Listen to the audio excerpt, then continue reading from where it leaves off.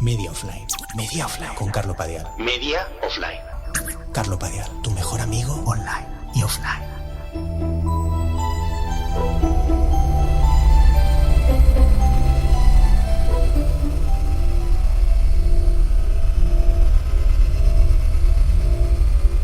Nada me da más miedo que ver aparecer a un DJ. O sea, a partir de los 40 años yo creo que no hay nada más jodido que estar en cualquier sitio y ver aparecer a un DJ en el local en el que estés, o yo qué sé, en una fiesta, en un restaurante. O sea, ves aparecer un puto DJ y dices, ¡ay!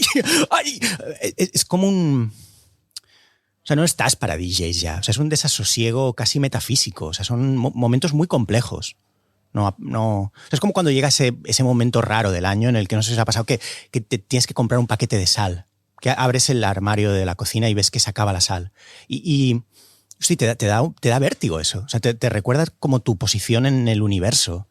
O sea, es en el momento en el que estás. Son momentos complejos.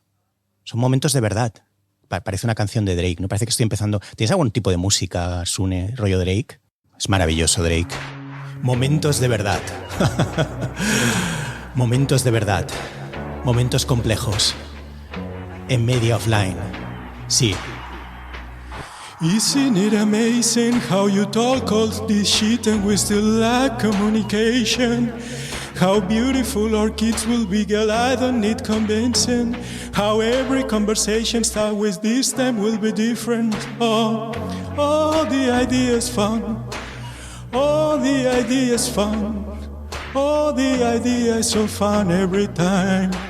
Swinging. Va a ser todo cantado, tipo Drake. Va a ser 1 hora y media de podcast cantado. Eyes closed, swinging. Same city, same friends if you're looking for me. Same city, same friends if you're looking. I'll be here just swinging. Don't talk to me like I'm famous. And don't assume cause I don't respect assumptions, babe. I'm just trying to connect with something, babe. Swinging. Yeah. Swinging. Eyes closed, just swinging. Same city, same friends if you're looking. I'll be here just swinging. Don't talk to me. Aquí... Quítalo. Aquí entramos en la zona ya borrachuza, ¿no? De estar en la puerta del Razmataz cantando a Drake. Ponlo otra vez. Swinging. Don't talk to me like I'm famous. And don't assume cause I don't respect assumptions, babe. Swinging. Bueno, ya está. Drake. Hay que conectar. Joder, es que me flipa Drake. A la mínima ocasión que tengo, me pongo a cantar por Drake. No lo puedo evitar. Aparte, creo que le viene perfecto, insisto, al podcast. Creo que los temas de los que habla y esa especie como de cosa pasivo-agresiva que tiene Drake en todas sus canciones le viene ideal a Media Offline. Me gusta mucho Drake. O sea, soy un fanático de Drake. Los chandals estos que lleva... Bueno, no los chandals, ¿vale? Yo no voy a ir de chandal, pero eso es broma. Pero me gusta mucho de verdad. O sea, imaginad lo patético que es que me gusta tanto Drake. O sea, imaginad, es muy lamentable, ¿eh? Y conecta un poco con lo de las crisis existenciales de los 40. Que me gusta tanto Drake que me preocupa que le vaya bien. O sea, cuando saca un disco me preocupa que haga buenos números. Hace un año, cuando se compró una mansión gigante en Toronto y vi el vídeo entero como del tour, ¿no? El tour en vídeo de la casa y dije, me alegro. Había como o sea, sentí como una satisfacción como si fuera propia. O sea, está mi fanatismo por Drake que llego hasta ahí, ¿no? Llego hasta incluso el otro día me compré esto es muy bestia, ¿eh? El otro día me compré el vino que bebe. O sea, veo que siempre va con una copa, como de algo, una bebida blanca, como con un hielo dentro, y es un vino blanco. Es un vino blanco que ni siquiera es demasiado caro. Exacto, sí. Y muy bien, Sune. Y me gusta muchísimo. Me compré el vino de Drake en una tienda. No les dije, o sea, no entré en la tienda diciendo tienen el vino de Drake, sino me hice un poco el longis así. Les dije como, bueno, estoy buscando un vino una vez que estuve en Italia. Mentira. Pero me había quedado con el nombre. Se llama Santa Margarita o algo así. Es un vino de 20 euros, una cosa así. La cosa es que es difícil de encontrar en Barcelona y yo no tengo Yo no tengo, no sé comprar por internet, ¿vale? Soy como una persona muy mayor que no sabe comprar por internet, si no sería relativamente fácil, supongo, conseguir el vino de Drake. Y me he dedicado estos últimos meses a ir tienda por tienda. De hecho, ni siquiera he ido yo. O sea, si queréis que os diga la historia de verdad, no me atrevo a entrar en las tiendas a pedir el vino de Drake, ¿vale? Y entonces, aunque no diga que es de Drake, yo sé que es de Drake. Entonces, bueno, ahí hay como una vergüenza muy profunda. Y eso me hace... Y ha entrado mi novia a pedir. Y finalmente el otro día en una tienda, por la calle Balmes o así, de golpe salió con la botella. De hecho, tardaba mucho en salir y pensé, ¡buah! Ya se ha liado. Ya le han dicho que vienes a por el vino de Drake. No sé, algún tipo de discusión. Y no, salió con la botella con el vino de Drake. Y entonces, es maravilloso. Ahora estoy en mi cocina, ahí de pie, mientras mis hijos chillan en el salón y se tiran el mando de la Switch. Yo estoy viviendo en mi cabeza la vida de Drake. How beautiful our kids will be, girl, I don't need convincing. De espaldas a la puerta de la cocina. Es mi momento, mirando hacia los fogones, mientras se queman los nuggets. Y está muy bien. El vino de Drake te da el chute de Drake que me hace cantar como Drake. Oh, the idea is fun. Oh, the idea is fun. Y quiero que le vaya bien a Drake. O sea, es lo que pienso. Mientras bebo el vino de Drake, voy pensando, espero que te siga yendo bien. No sé. Es así. Vino de Drake o no, a partir de cierta edad, cada tarde se celebra el Día Mundial de beber vino blanco en la cocina de tu casa. Esto es así. Y nadie habla de esto, pero imaginaos si me gusta Drake también, que aparte del vino, estaba valorando apartarme de internet, porque es horrible, o sea, de redes, quiero decir, y no me voy de las redes por miedo a perderme alguna novedad en torno a Drake. Es lo único que me mantiene conectado a la realidad de internet. La idea de Drake. No sé, me gusta mucho Drake, llevo sus discos los únicos discos que tengo descargados en el iPhone, para cuando viajas, por ejemplo, en avión, ¿no? Que no tienes internet, son discos de Drake. O sea, no me importa reconocerlo, no me importa que penséis que soy como una especie de adolescente de 16 años de Toronto. Podéis pensar lo que queráis. Los únicos discos que tengo descargados en mi iPhone son todos de Drake. Todos. Take Care, Nothing Was the Same, todos esos discos me flipan. Y las letras me van viniendo constantemente. O sea, en una de sus letras, por ejemplo, tiene una canción que se llama Started from the Bottom, Now We're Here, que dice, no hace falta que pongas música, Sune, pero dice Started from the bottom, now we're here. Que dice, como empezamos desde abajo y ahora estamos aquí. Y es una idea muy bonita. A mí me pilla a veces, me viene, la cabeza es jodida, y me viene esta frase, Started from the bottom, now we're here, en las situaciones peores. O sea, por ejemplo, renovando el DNI. Es como que es ridículo, porque la canción lo que alude es al éxito, ¿no? Como, joder, empezamos desde allá y ahora estamos aquí. Y a mí sí me suele pillar en situaciones un poco jodidas, ¿no? En el Condis, por ejemplo, ¿no? Started from the bottom, now we're here. En el Condis. Bueno, empezamos desde abajo y ahora estamos en el Condis, ¿no? O sea, realmente no se puede pedir más. Yo qué sé. ¿Qué más? Intento contar. Una de las cosas que sí que me he dado cuenta es que para mí es importante estar conectado a... ¿Ves? Va con la canción de Drake también, ¿ves? La canción de Drake habla de eso. Lo dice en la canción. Estar conectado. Intento estar conectado con las cosas que me han pasado de verdad, ¿vale? Que lo que cuento aquí no sean meras elaboraciones chungas, más o menos ingeniosas, sino hago un ejercicio de verdad de decir qué es lo que me ha pasado, a qué estoy conectado, ¿vale? Joder, la influencia de Drake, ¿no? Y intentar contar cosas con las que has estado conectado de verdad. Es un poco el tema de este prólogo, ¿no? Y por eso nos viene también la canción de Drake.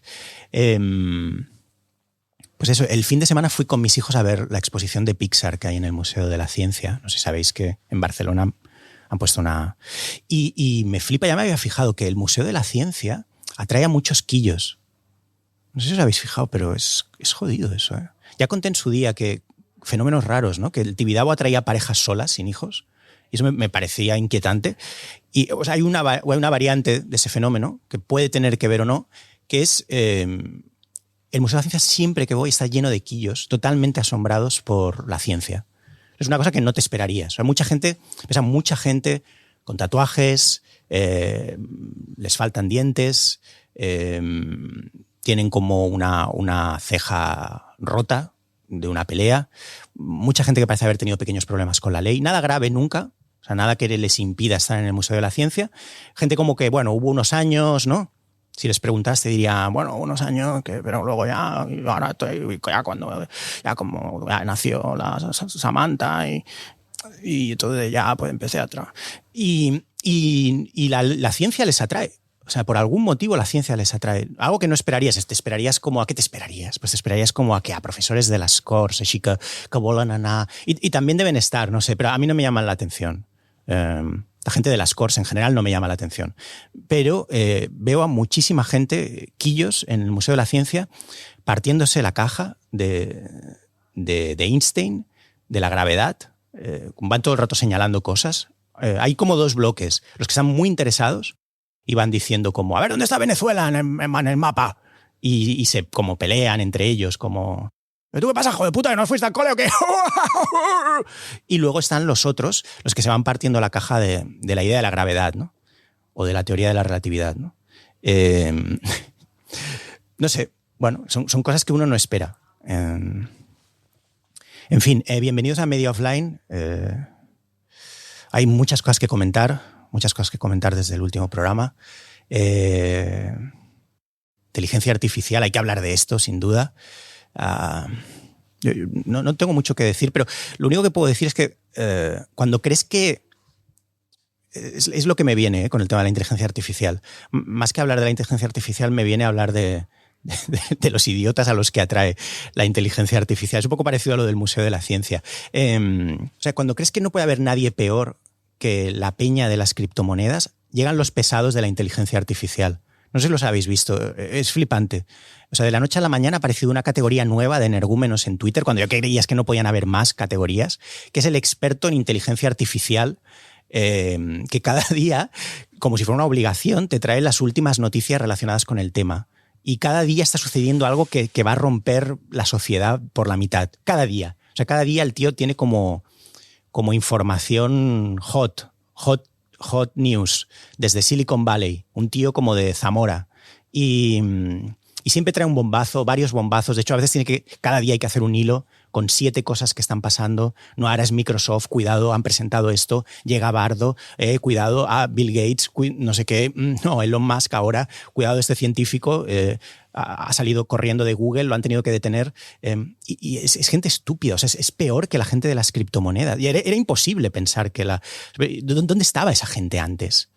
O sea, esto es lo flipante de Internet. O sea, esta gente que ahora se presentan como expertos en inteligencia artificial, hace solo 6 meses, ¿dónde estaban? O sea, probablemente hablando de series. Es mi tesis. O sea, estaban todos hablando de series, se han dado cuenta de que el tema de las series va de bajada. También era muy rara la figura del experto en series, es una cosa muy extraña. Y estaban en un blog especializado en series, hablando de Buffy cazavampiros, y de golpe ahora están en la IA. Y es peña mucho más jodida que los criptobros estos. Porque al menos los criptobros estos, no sé, o sea, en el fondo eran entrañables. O sea, a mí me daban pena. O sea, chicos como de 22 años, ¿no? Diciéndote cómo te van a enseñar cómo ganar dinero, ¿no? Con NFTs, ¿no? Con las cejas depiladas, ¿no? En los anuncios estos de YouTube, ¿no? A mí me daba pena. O sea, ¿quieres que te cuente cómo va a ser en NFT? Y delante como de un deportivo, ¿no? En el Mare Magnum, ¿no? Bueno, en el Mare Magnum no se puede llegar, creo, con deportivos. Pero o sea, a mí me daban pena. No sé, es como la gente que canta muy bien en los karaokes. Ellos creen que están molando, pero no sé. No sé. O sea, mi teoría es que con todo esto de la forma en la que la gente se ha lanzado a hablar de la inteligencia artificial, mi teoría, más allá de los expertos estos lamentables, es que hay mucha gente que odia la civilización y están deseando que se acabe ya, y para poderlo retransmitir ellos. Y esa es mi teoría. Por eso hay ese alarmismo. A mí me divierte, o sea, todo este terror y ese alarmismo hacia las inteligencias artificiales. Gente dice, por ejemplo, esto ya se ha dicho mucho, como imagínate que en el futuro las películas las escriban inteligencias artificiales, ¿no? Y todo el mundo se indigna. Pero la cosa es que las películas de ahora ya parecen escritas por inteligencias artificiales. O sea, son igual de absurdas. No, probablemente serán mejores. O sea, ahora muchas de las películas y series que ya ves en plataformas ya aparecen escritas por un bot psicótico retrasado. Y nadie dice nada, o sea, nadie se queja de eso. Entre todos, con nuestra conducta estúpida, le hemos preparado el terreno a la inteligencia artificial. O sea, por la vía de comportarnos nosotros mismos como bots. O sea, haciendo combinatorias esquizoides de cosas del pasado. O sea, publicistas reciclando imágenes, canciones que te suenan otras canciones. O sea, lo lógico es que te sustituyan. Lo has hecho tú. O sea, esto es como cuando... Antes de que los coches tuvieran motor, iban tirados por caballo. No sé si me estáis entendiendo con lo que os estoy diciendo. O sea, viendo las tramas tan estúpidas de tantas películas y series, de libros que recuerdan a otros libros, los fondos de pantalla de las teles 4K, esta obsesión por la calidad inhumana, la mierda esta de la publicidad, que todo el rato te está remitiendo a imágenes ya vistas, que recicla absolutamente todo lo que ha sucedido en los últimos 100 años. O sea, esa obsesión estúpida por la calidad deshumanizada, por presentar tramas que ya has visto 200.000 veces, como si los espectadores fueran bebés a los que les tienes que dar una papilla siempre la misma una y otra vez. Series generadas con tramas recicladas y rodadas como si las hubiera hecho un bot. O sea, llevamos años preparándonos para la inteligencia artificial. ¿Qué te extraña? Ahora ya es tarde. Ahora ya va todo el mundo con una camiseta de The Mandalorian por la calle. ¿Qué más da ya? Creo que ya hemos renunciado como sociedad a que las cosas tengan sentido. ¿Qué más da? O sea, por ejemplo, pasan todo el rato cosas y no nos llaman la atención. O sea, por ejemplo, ¿dónde están los islamistas? O sea, me flipa que aceptemos que las cosas se vayan tal y como han venido, por ejemplo. Ya nadie habla de eso. O sea, el COVID se va, nadie dice nada. Los islamistas desaparecen, nadie... ¿Dónde están? ¿Qué están? ¿Montando un laboratorio de IA para presentar algo a Netflix? Están como... O sea, han seguido por ahí. Vale, de todos modos, no hay que ser alarmista. O sea, la gente siempre cree que el mundo se va a acabar. Eso ya lo he dicho muchas veces, pero es verdad. O sea, la gente siempre cree que el mundo se va a acabar en su turno. ¿Vale? Hay como una vanidad ahí. Somos así de narcisistas. Queremos ser nosotros los que presenciemos la bola viniendo hacia nosotros. Pero probablemente no vas a ser tú. Lo siento. O sea, no eres tan importante. Ni tú, ni tus hijos, ni tus nietos. Aunque ahora sí que parece que efectivamente... Está bien que cambie de idea, ¿no? Aunque ahora sí que parece que efectivamente se esté acabando todo. ¿Vale? Pero no es por ti. ¿Vale? Simplemente se ha normalizado lo apocalíptico. Lo hemos sumado a ir a comprar el pollo al Ast. Estamos viviendo así. Vas a comprar el pollo al Ast el domingo i normalitzes la intel·ligència artificial que està venint i ens substituirà a tots, i la guerra entre China y els Estats Units.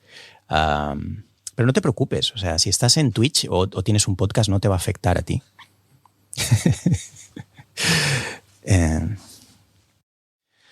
¿Qué más? Intento contar cosas que sean de verdad. Intento estar conectado. Intento conectar con algo como Drake. Últimamente hago una cosa que está muy bien. No sé si está muy bien, pero la hago. Sería interesante saber por qué la hago. Que es me tomo un café a las 3 y luego me voy a dormir a toda hostia. Yo le llamo el café Speed Racer. Es una manera de entrar en los sueños a piñón. A piñonetti. Entonces en los sueños todo el mundo habla muy rápido, todo el mundo está jodido, ¿no? Todo el mundo se arranca la ropa, salta por la ventana, entran un montón de gente, entra un agente inmobiliario a enseñar tu piso mientras estás tú durmiendo, te levantas en plan ¡ay! Y es un sueño lúcido, no te puedes mover en realidad. Bueno, yo creo que son formas de vivir la ansiedad. O sea, al final yo creo que cuando analicemos este podcast, cuando haya 100 horas, se verá como una larguísima nota de suicidio en audio, yo creo. Esa es mi intención. Se podrá recomponer todo perfectamente. Le estamos dejando el trabajo hecho a los médicos forenses. Es así, es así. Y creo que todos deberíamos hacerlo. Todos deberíamos dejar en un podcast de 100 horas narrada nuestra caída. ¿Vale? Facilitémosle un poco el trabajo a los profesionales. Es así, hay muchos problemas, todo el mundo está petando, no hay que tener miedo ni vergüenza en admitirlo. Yo lo reconozco, yo estoy petando, pero es que todo el mundo a mi alrededor está petando, pero es que todas las empresas que conozco están petando. Hay como solo una pequeña élite de gente que se mantiene al margen. Cada vez vamos más a un escenario como de ciencia ficción, como todas estas pelis espantosas, la mayoría, que narraban estas sociedades como jerarquizadas, ¿no? Como piramidales, donde arriba de todo había una élite, ¿no? Todos estos libros de Ballard y abajo estaban todos los demás pegándose así. Pues es tal cual lo que estamos viviendo. Todo el mundo está petando. Mientras tanto, si les preguntas a esa pequeña élite, te dicen, sembla mentida, és increïble. Marxo a Formentera. Pero es así. O sea, la clase media no existe ya. No existe. O sea, siento ser yo el que da la noticia aquí en primicia en un podcast grabado en los almacenes de Bracafé. Esto debería abrir las noticias de Antena 3. Pero es así. O sea, la clase media ya no existe. Breaking news. O sea, es así, yo lo veo todo el rato. Ha desaparecido. Ha desaparecido en los últimos, yo diría, 3-4 años. O sea, lo veo todo el rato a mi alrededor. Teníamos unos vecinos en el piso antiguo en el que estábamos antes y a veces me los cruzo. Y estos vecinos yo los identificaba como clase media pura. Y se han ido viniendo abajo poco a poco. De hecho, cuando me ven, cruzan la calle. O sea, hay algo en ellos como de van como arrastrando un carro. O sea, es una imagen como muy jodida, muy de neorrealismo. Hay algo en sus ojos, hay como un resquemor, como de joder, ¿qué ha pasado? ¿Sabes?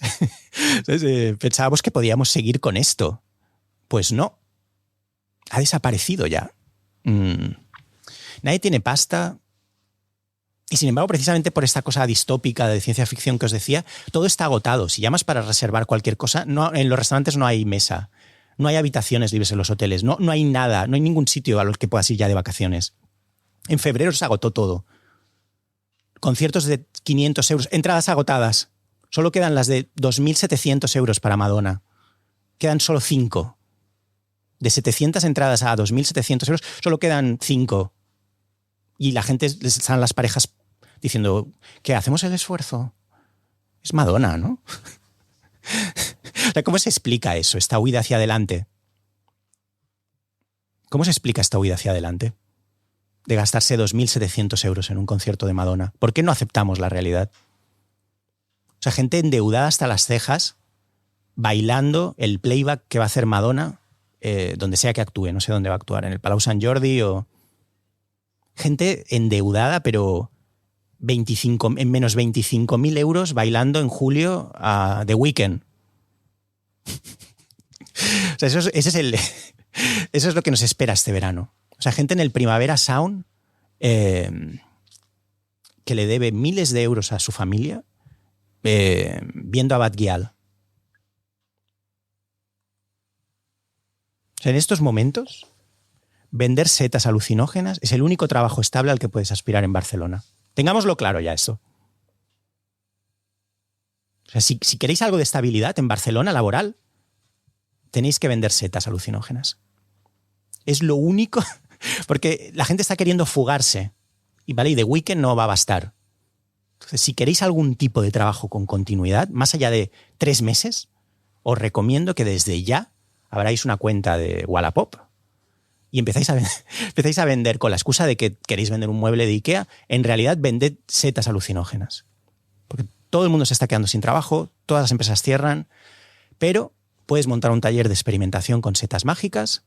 Si va bien, le haces un upgrade y te pasas a la ayahuasca y empiezas a montar talleres en Ibiza. Es así.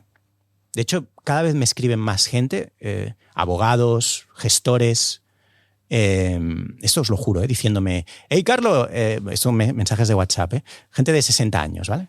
Diciéndome, hey, en julio organizo un taller de setas mágicas en Formentera, ¿te vienes o qué? ¿Te puedes venir con tu novia? Va a ser una pasada, también habrá sexo en grupo, ¿puedes venir? Sí, confirma, porque hay pocas plazas, ¿eh? Hostia, este es el abogado ese, ¿no? Que me ayudó con lo del coche este de mi padre, con lo del impuesto de circulación. ¿Iván?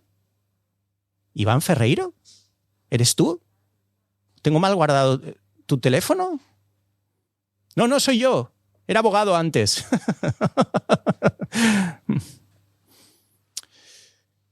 O sea, el mundo actual nos ha convertido en ludópatas. O sea, no... Incluso a los que no nos gusta el juego, estamos todos apostando a algo, intentando conectar con algo, como dice Drake. Vamos enseguida con el invitado. Hoy no me quiero extender tanto como otros días, pero Pero antes hay un par de cosas que quiero decir. La primera es sobre el podcast, sobre Media Offline. El anterior episodio fue el episodio de regreso con Berto Romero, grabado en los almacenes de Bracafé, exactamente igual que este que estamos grabando hoy. Y muchísima gente nos ha felicitado por el pasado episodio y por el hecho de producirlo nosotros mismos también, como qué guay que lo hayáis hecho. Y la verdad es que estamos muy agradecidos por la respuesta. Muchas gracias. Creo que tomamos una buena decisión haciéndolo así. Yo pienso. Pero también pienso que qué hubiera pasado si Media Offline al final lo hubiéramos hecho con un medio de comunicación grande o con una marca gigante o con, no sé, o nos hubiéramos metido en alguno de estos verticales raros de podcast. ¿Cómo hubiera sido? O sea, sé cómo es ahora. Esto estamos grabando en los almacenes de Bracafé, con una libertad absoluta, cantando por Drake, pero ¿cómo hubiera sido? ¿No? O sea, ahora estaría entrevistando seguramente a El Shocas. Seguramente. Y estaría hablando de Casa Tarradellas todo el rato también. Y estaría con una gorra y con una camiseta sin mangas y con las cejas depiladas, seguramente. Y estaría diciendo como muchas cosas así, como muchos costumbrismos, ¿no? Humorísticos, ¿no? Estaría como... la verdad es que no se me ocurre ninguno, ¿no? Pero... sí, estaría como hablando de una manera divertida. Desde luego, lo primero que intentarían es cambiarme la manera de hablar. Eso lo tengo muy claro. Me dirán, Carlo, se te entiende demasiado. ¿Vale? O sea, es muy importante en los podcasts que se hacen en España, que tienen algo de éxito, que no se te entienda tanto. ¿Vale? Tienes que encontrar una manera de hablar de alguna manera. No se encuentra la tuya, ¿vale? Quizás no es esta. ¿Vale? Quizá no es rollo gangoso Arévalo, como te he puesto el ejemplo. Pero tienes que encontrar una manera... bueno, de conectar. No sé, por ejemplo, tú que vas un poco a veces de catalán y tal, pues, por ejemplo, puedes hablar más de catalán o no lo sé, pero haz algo, ¿vale? Haz algo. O sea, si quieres captar a los centennials, tienes que hacer algo. O sea, que no puedes presentarte aquí hablando de Drake, o sea, nadie escucha a Drake en España, ¿vale? Aquí tienes que hablar del Shocas, tienes que hablar de Bad Gyal, tienes que hablar de... no sé, es que ni siquiera, ¿vale? Sé, ¿vale? Yo ahora estoy haciendo la voz del de la marca, ¿vale? O del o del tipo del medio de comunicación grande. Esto es una reunión ahora, ¿vale? Y me está diciendo lo que tengo que hacer. Esto es lo que hubiera sido el podcast, sí. De hecho, no hubiera empezado todavía. Estaríamos en una reunión ahora mismo, en esta reunión que os estoy diciendo. Ahora me estarían diciendo, claro, te tienes que depilar las cejas, tienes que depilar el pubis. Entonces decías, ¿el pubis por qué? Si no sale. Si me habéis dicho que ni siquiera tiene vídeo. Tienes que depilar el pubis, tienes que entrevistar al Shocas, vamos a poner también como a un chico aquí al lado, un chico más joven que tú. Sí, un chico como un chico muy joven, así como muy divertido. Entonces tú puedes ser como el cascarrabias catalán y él puede ser, bueno, no sé, el tío de Badajoz. Y vendrá, te hemos pasado una lista por Drive, la tienes en un Google Drive. Todo el equipo ha puesto nombres de gente que cree que debería estar, ¿vale? Bueno, todos. Xenia ha puesto nombres, Edu ha puesto nombres, Guille también, Emilio, ¿quién más? Bueno, todos, míratelo porque hay un montón de nombres que te van a flipar, ¿vale? Te van a flipar. Está el Shocas, está Bad Gyal, bueno, es gente que te va a gustar, ya verás. Muchos yo no sé quiénes son, ¿vale? Esto me diría el tío de la... Pues yo estoy divorciado, ¿vale? Yo no... O sea, a mí me gusta otro rollo. A mí me gusta lo que haces tú. ¿Vale? A mí me gusta lo que haces tú. Pero precisamente el que me guste lo que haces tú, eso es un problema, ¿vale? Si me gusta a mí es un problema. Esto me lo han dicho en muchas reuniones. O sea, el tío que compra programas diciendo, si me gusta a mí es un problema. Muy bien, me depilaré el pubis por ti. Esto es una reunión... Esto es lo que hubiera pasado, ¿vale? Si Media Offline... Que tampoco se llamaría ya Media Offline, ¿vale? Se llamaría, yo qué sé, el Corral de la Pacheca, no sé. Habría un DJ todo el rato poniendo reggaetón. Habría alguien haciendo twerking todo el rato al lado, porque es aburrido gente hablando. ¿Me entendéis o no? O sea, que hemos hecho bien. Hemos hecho bien. ¿Qué más? También tengo que decir, no solo estamos muy contentos de haberlo producido nosotros, no solo estamos muy contentos de... o sea, me encanta también ver cómo se está organizando un pequeño movimiento, una pequeña corriente de personas en redes sociales, pero también en el mundo real, que se han subido a Bracafé, o sea, que se han subido a la Movide. O sea, que beben café de Bracafé. Esto es una cosa que no hemos forzado nosotros para nada, no hemos hecho la más mínima... no hay la más mínima intención detrás. O sea, aquí no hay un entourage, ¿vale? Aquí no hay una clica de gente pensando en cómo podemos introducir ideas en la sociedad, sino que son cosas que suceden porque suceden. Y lo que ha sucedido es que hay un montón de gente que se ha subido a la Movide, que beben café de Bracafé y que se han metido a fondo en la Movide porque lo han entendido. Y para los nuevos oyentes que se estén preguntando qué es la Movide, bueno, pues la Movide, ya lo conté hace unos cuantos programas, la Movide es el estado en el que entras cuando te tomas un café más de la cuenta, cuando llevas el tercer, cuarto café antes de la 1 y empiezas a desvariar. O también cuando te tomas el café que no te tendrías que haber tomado ya, porque ya deberías haber dejado de tomar café a las 6 de la tarde, por ejemplo, y empiezas a desvariar. Empiezas a tener todo tipo de ideas, se te va la olla, te empiezas a creer que eres Kanye West, empiezas a tener ideas de negocios irrealizables totalmente, y vas caminando por la calle, manteniendo conversaciones imaginarias con gente que no está, gente a la que hace igual 20 años con la que discutiste, y 20 años más tarde sí retomas tú solo mientras caminas por la Gran Vía la discusión. Todo esto mezclado con recuerdos de infancia, tu padre y tú fumando en el garaje. Eso es la Movide. No sé si tienes, Sune, la Movide. Lo que tú quieras, pon la Movide. Bracafé. Descubre la ansiedad. La Movide. Como nunca la has vivido. Descubre la Movide. Bebe Bracafé. Bracafé. Bracafé. Ven a tomar el café. Hazlo. Antes de las 12. El tercer café. En Bracafé. Exacto. El que te hace querer divorciarte. Bracafé. El sistema está hundiéndose. Viene una crisis en septiembre. Bueno, ya ha venido. Es el mejor momento para ir a Bracafé. Ven hoy. Los pequeños problemas toman el control cuando vas de café. Oh. Pero vaya gustera. La gustera de Bracafé. Esos 20 minutos iniciales valen por todo. Eso no te lo quita nadie ya. Y nadie nunca te los podrá quitar. Exacto. Ven a Bracafé. Por favor. Ven a la Movide. La Movide. Bracafé. La Movide. Bracafé. La Movide. Bracafé. La Movide. Genial, eso es la Movide. Bueno, y vamos ya con el invitado de hoy, que es Jaume Balagueró, grandísimo director de cine, director de REC, junto a Paco Plaza, de tantas otras películas, Mientras duermes, Los sin nombre, Venus, uno de los mejores directores de cine de España. Lo digo totalmente en serio, para mí es una de las personas que mejor rueda de España.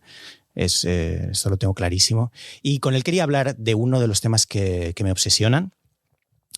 Vamos a hablar de cine, pero más que hablar de cine, está bien hablar de cine, pero ya se lo dije a Jaume, si vienes, yo sé que tú querrías hablar de cine, es tu profesión, pero yo prefiero hablar de otra cosa, Jaume.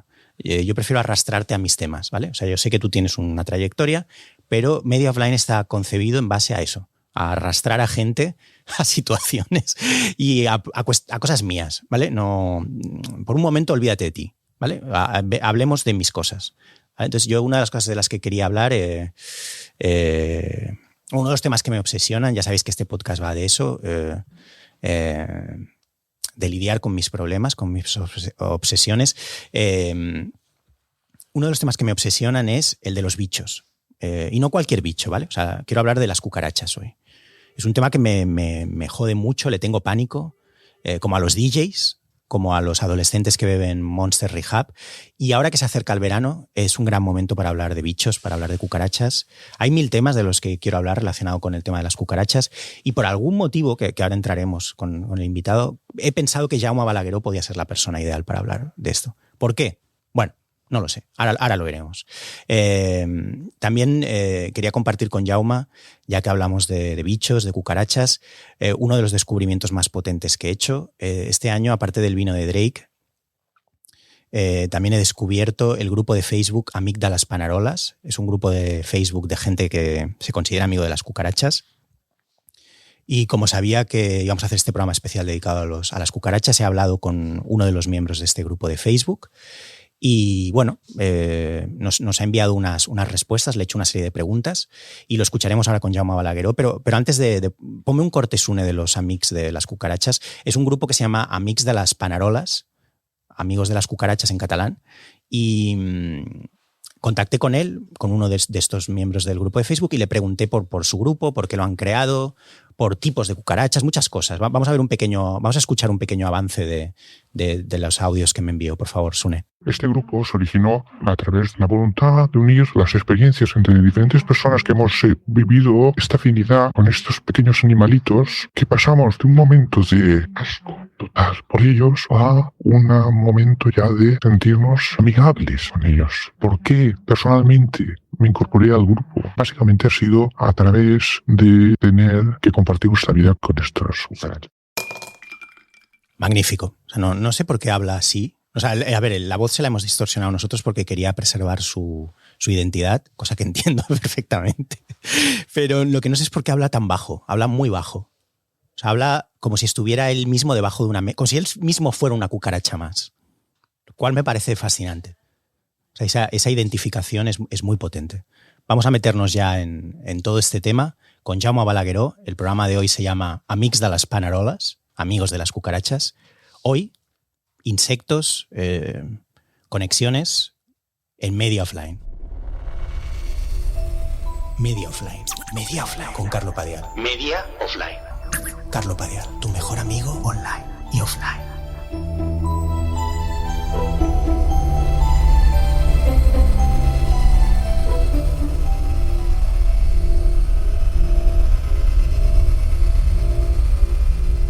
No sé muy bien de dónde viene Se lo preguntaba ayer a Desiree, ¿de dónde viene la idea de decirte que vengas a hablar de bichos, Jaume? Y fue ella quien me apuntó, como, sí, ¿no te acuerdas que en Marea Nocturna habló de bichos? Y luego lo comentamos y fue como, vale, sí, porque tú tienes una seria fobia, yo tengo una seria fobia con los bichos. Y entonces supongo que en mi cabeza hubo algo ahí que se me había olvidado, porque desde que tengo hijos olvido todo. He olvidado todo, todos los miles de pelis que vi. ¿A ti también te pasa eso? ¿Sí? ¿A ti te pasa? Sí. He olvidado todo. Y me da un poco de pena, es un poco como casi como la historia esa, podría ser de la Twilight Zone, todas las miles de pelis que has visto en la filmoteca, ¿dónde ha ido eso? ¿A ti te pasa? Sí, totalmente. Pero no, a ver, si solo fueran las pelis que has visto, pero es que también son las personas que he conocido, que de pronto olvido sus nombres. Ya. Y a veces sus caras. Ya. Pienso que probablemente es algo más que un simple olvido, ¿eh? Pienso que a veces puede ser que tenga que ver con es que es que principio de Alzheimer. El otro día, no necesariamente. El otro día estaba leyendo sobre que Brad Pitt tiene un trastorno que es que no puede memorizar caras y nombres tampoco. Y entonces esto casi como una agnosia visual, se le llama agnosia, ¿no? Sí, pues esto es lo que creo que me sucede. ¿Sí? ¿Tú crees? Sí. Yo en mi caso creo que ha sido una volada de cabeza, es mi teoría, igual no, tan brutal tener hijos, que creo que le he dado al botón de volar todo. Y es como una cosa así muy bella, muy bonita, que de hecho estoy muy contento de haberle dado al botón, porque no iba a ningún sitio mi vida antes. Pero tiene consecuencias y yo creo que una ha sido como borrar todo, o sea, todo el registro de discos, o sea, uno vivía casi para eso, no para registrarlo, pero sí para estar en contacto con eso, ¿no? Sí, y en cambio hay cosas que no olvidas y no entiendes por qué. Ya. Es decir, a mí me sucede que olvido constantemente montones de cosas, pero de pronto descubres que el nombre del guitarrista que solo estuvo 3 meses en 1976 en Deep Purple, no lo has olvidado. Ya, eso es bueno, sí. La memoria tiene esta cosa así que te trae como además a horas impensadas, como una cucharilla así de postre, te trae una cosita, ¿no? A mí normalmente más que cosas culturales me trae como mierdas jodidas, como días en los que dije algo muy inapropiado, es como metidas de patas severas. Sí, eso es con lo que a mí me viene la memoria. Bueno, es que esas cosas no se olvidan. Creo que si tuviera Alzheimer sería lo único que quedaría, como todos los momentos de vergüenza profunda, extrema. No, pero hablando con Desiree ayer, porque debido a esa amnesia o agnosia o lo que sea puntual, en mi caso seguro derivada por el hecho de tener hijos, le preguntaba ¿por qué llevo a Jaume para hablar de bichos? Y me decía, no te acuerdas, porque vino al Marea Nocturna, que es el podcast de Desiree con Ángel Sala, Jordi Sánchez Navarro y Xavi Sánchez Pons, y habló mucho de bichos. Y luego en Sitges yo creo que también algún año contaste algo. ¿Puede ser? Puede ser, porque yo hablo mucho de bichos. ¿Por qué? Porque me interesa. De hecho, en tus pelis salen muchos en Venus salen. No, yo creo que en prácticamente todas mis películas salen normalmente cucarachas. ¿Y por qué? Bueno, porque tengo me perturban.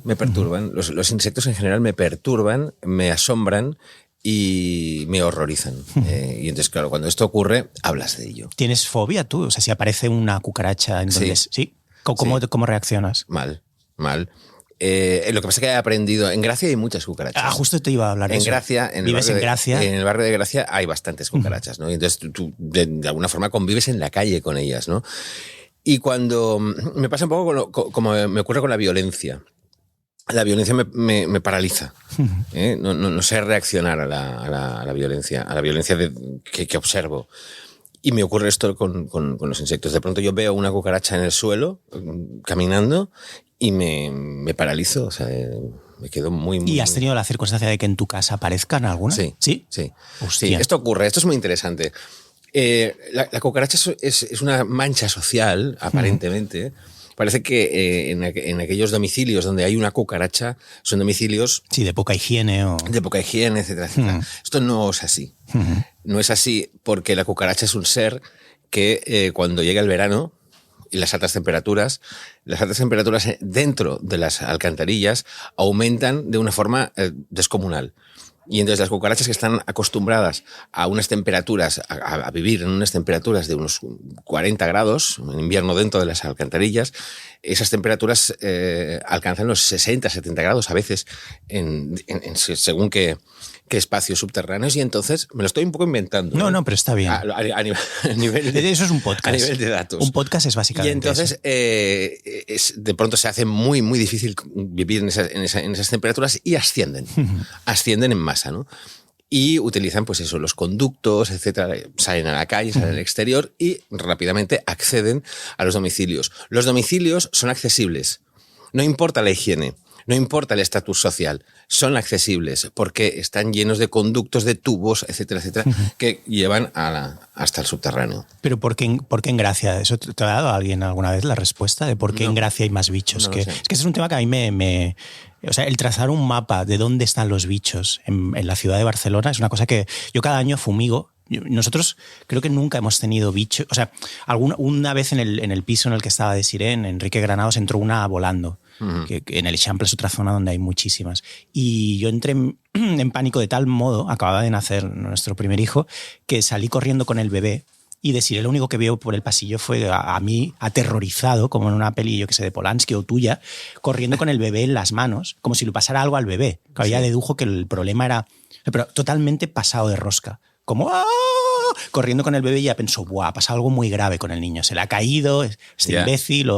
Y no, lo que pasaba era como, lo que iba era como a, ten el bebé, me voy.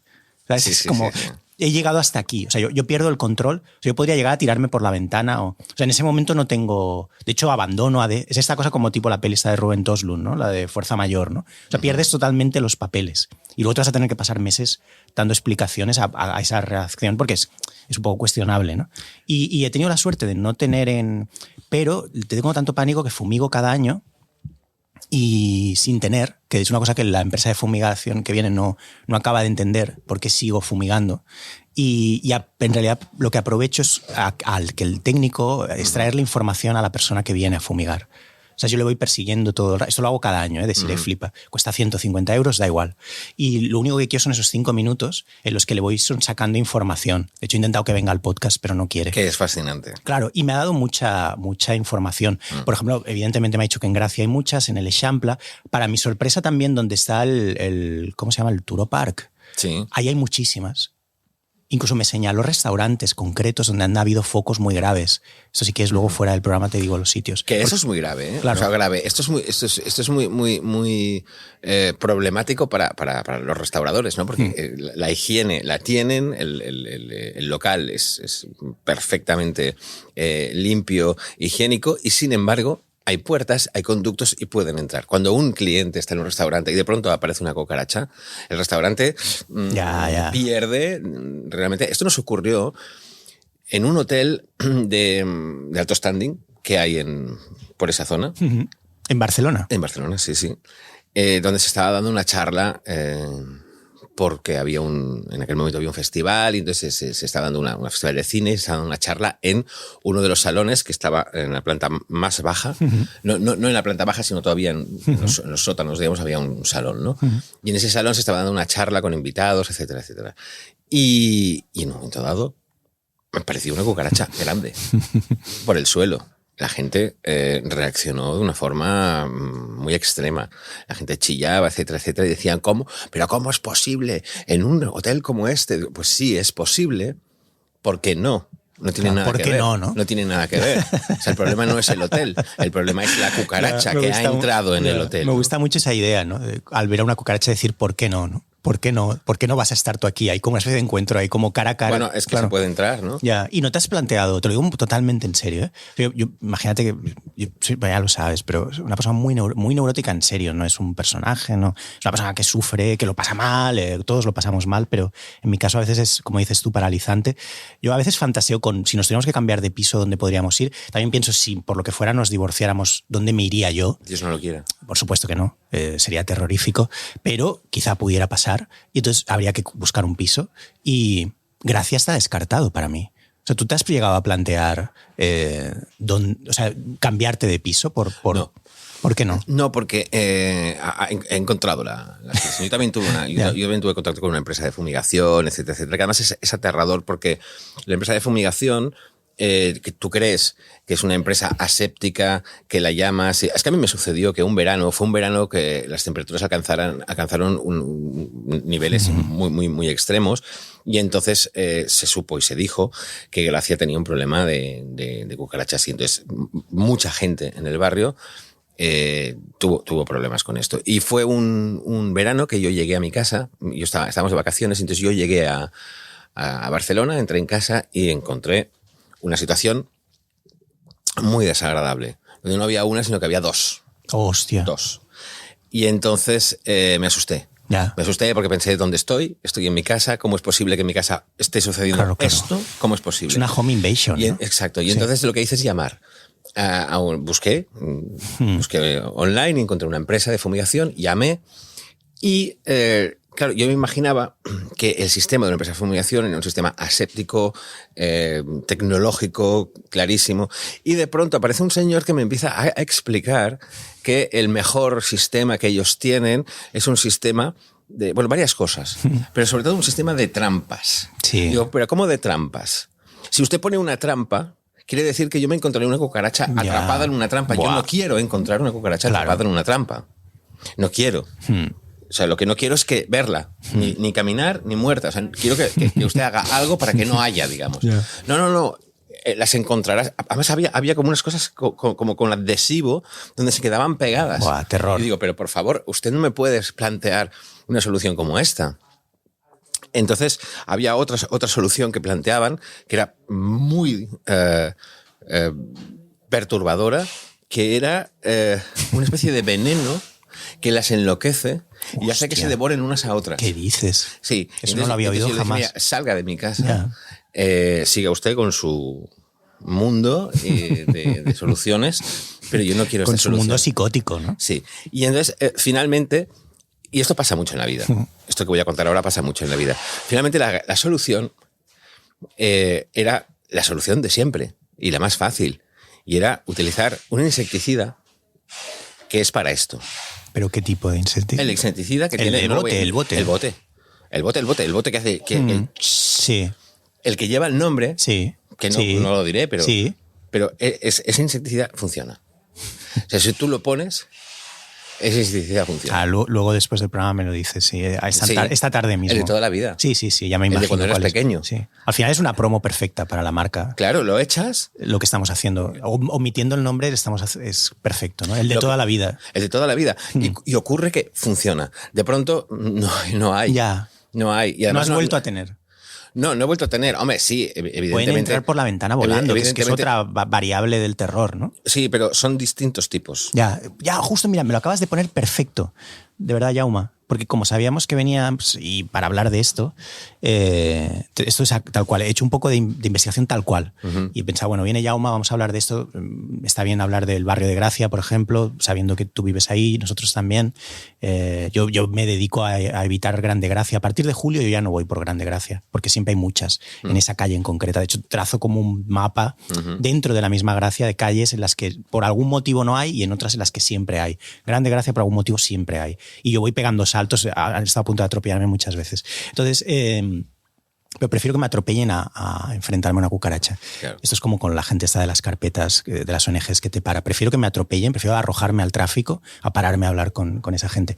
Pero la cosa es que he hecho un poco de investigación, quiere decir que he puesto en Google cucarachas, Barcelona, etcétera. Y para mi sorpresa ha aparecido un grupo de Facebook. Esto es totalmente, no es un gag, nada de esto es un gag. No sé quién el otro día me decía como, hostia, pensaba que era broma. No, es verdad.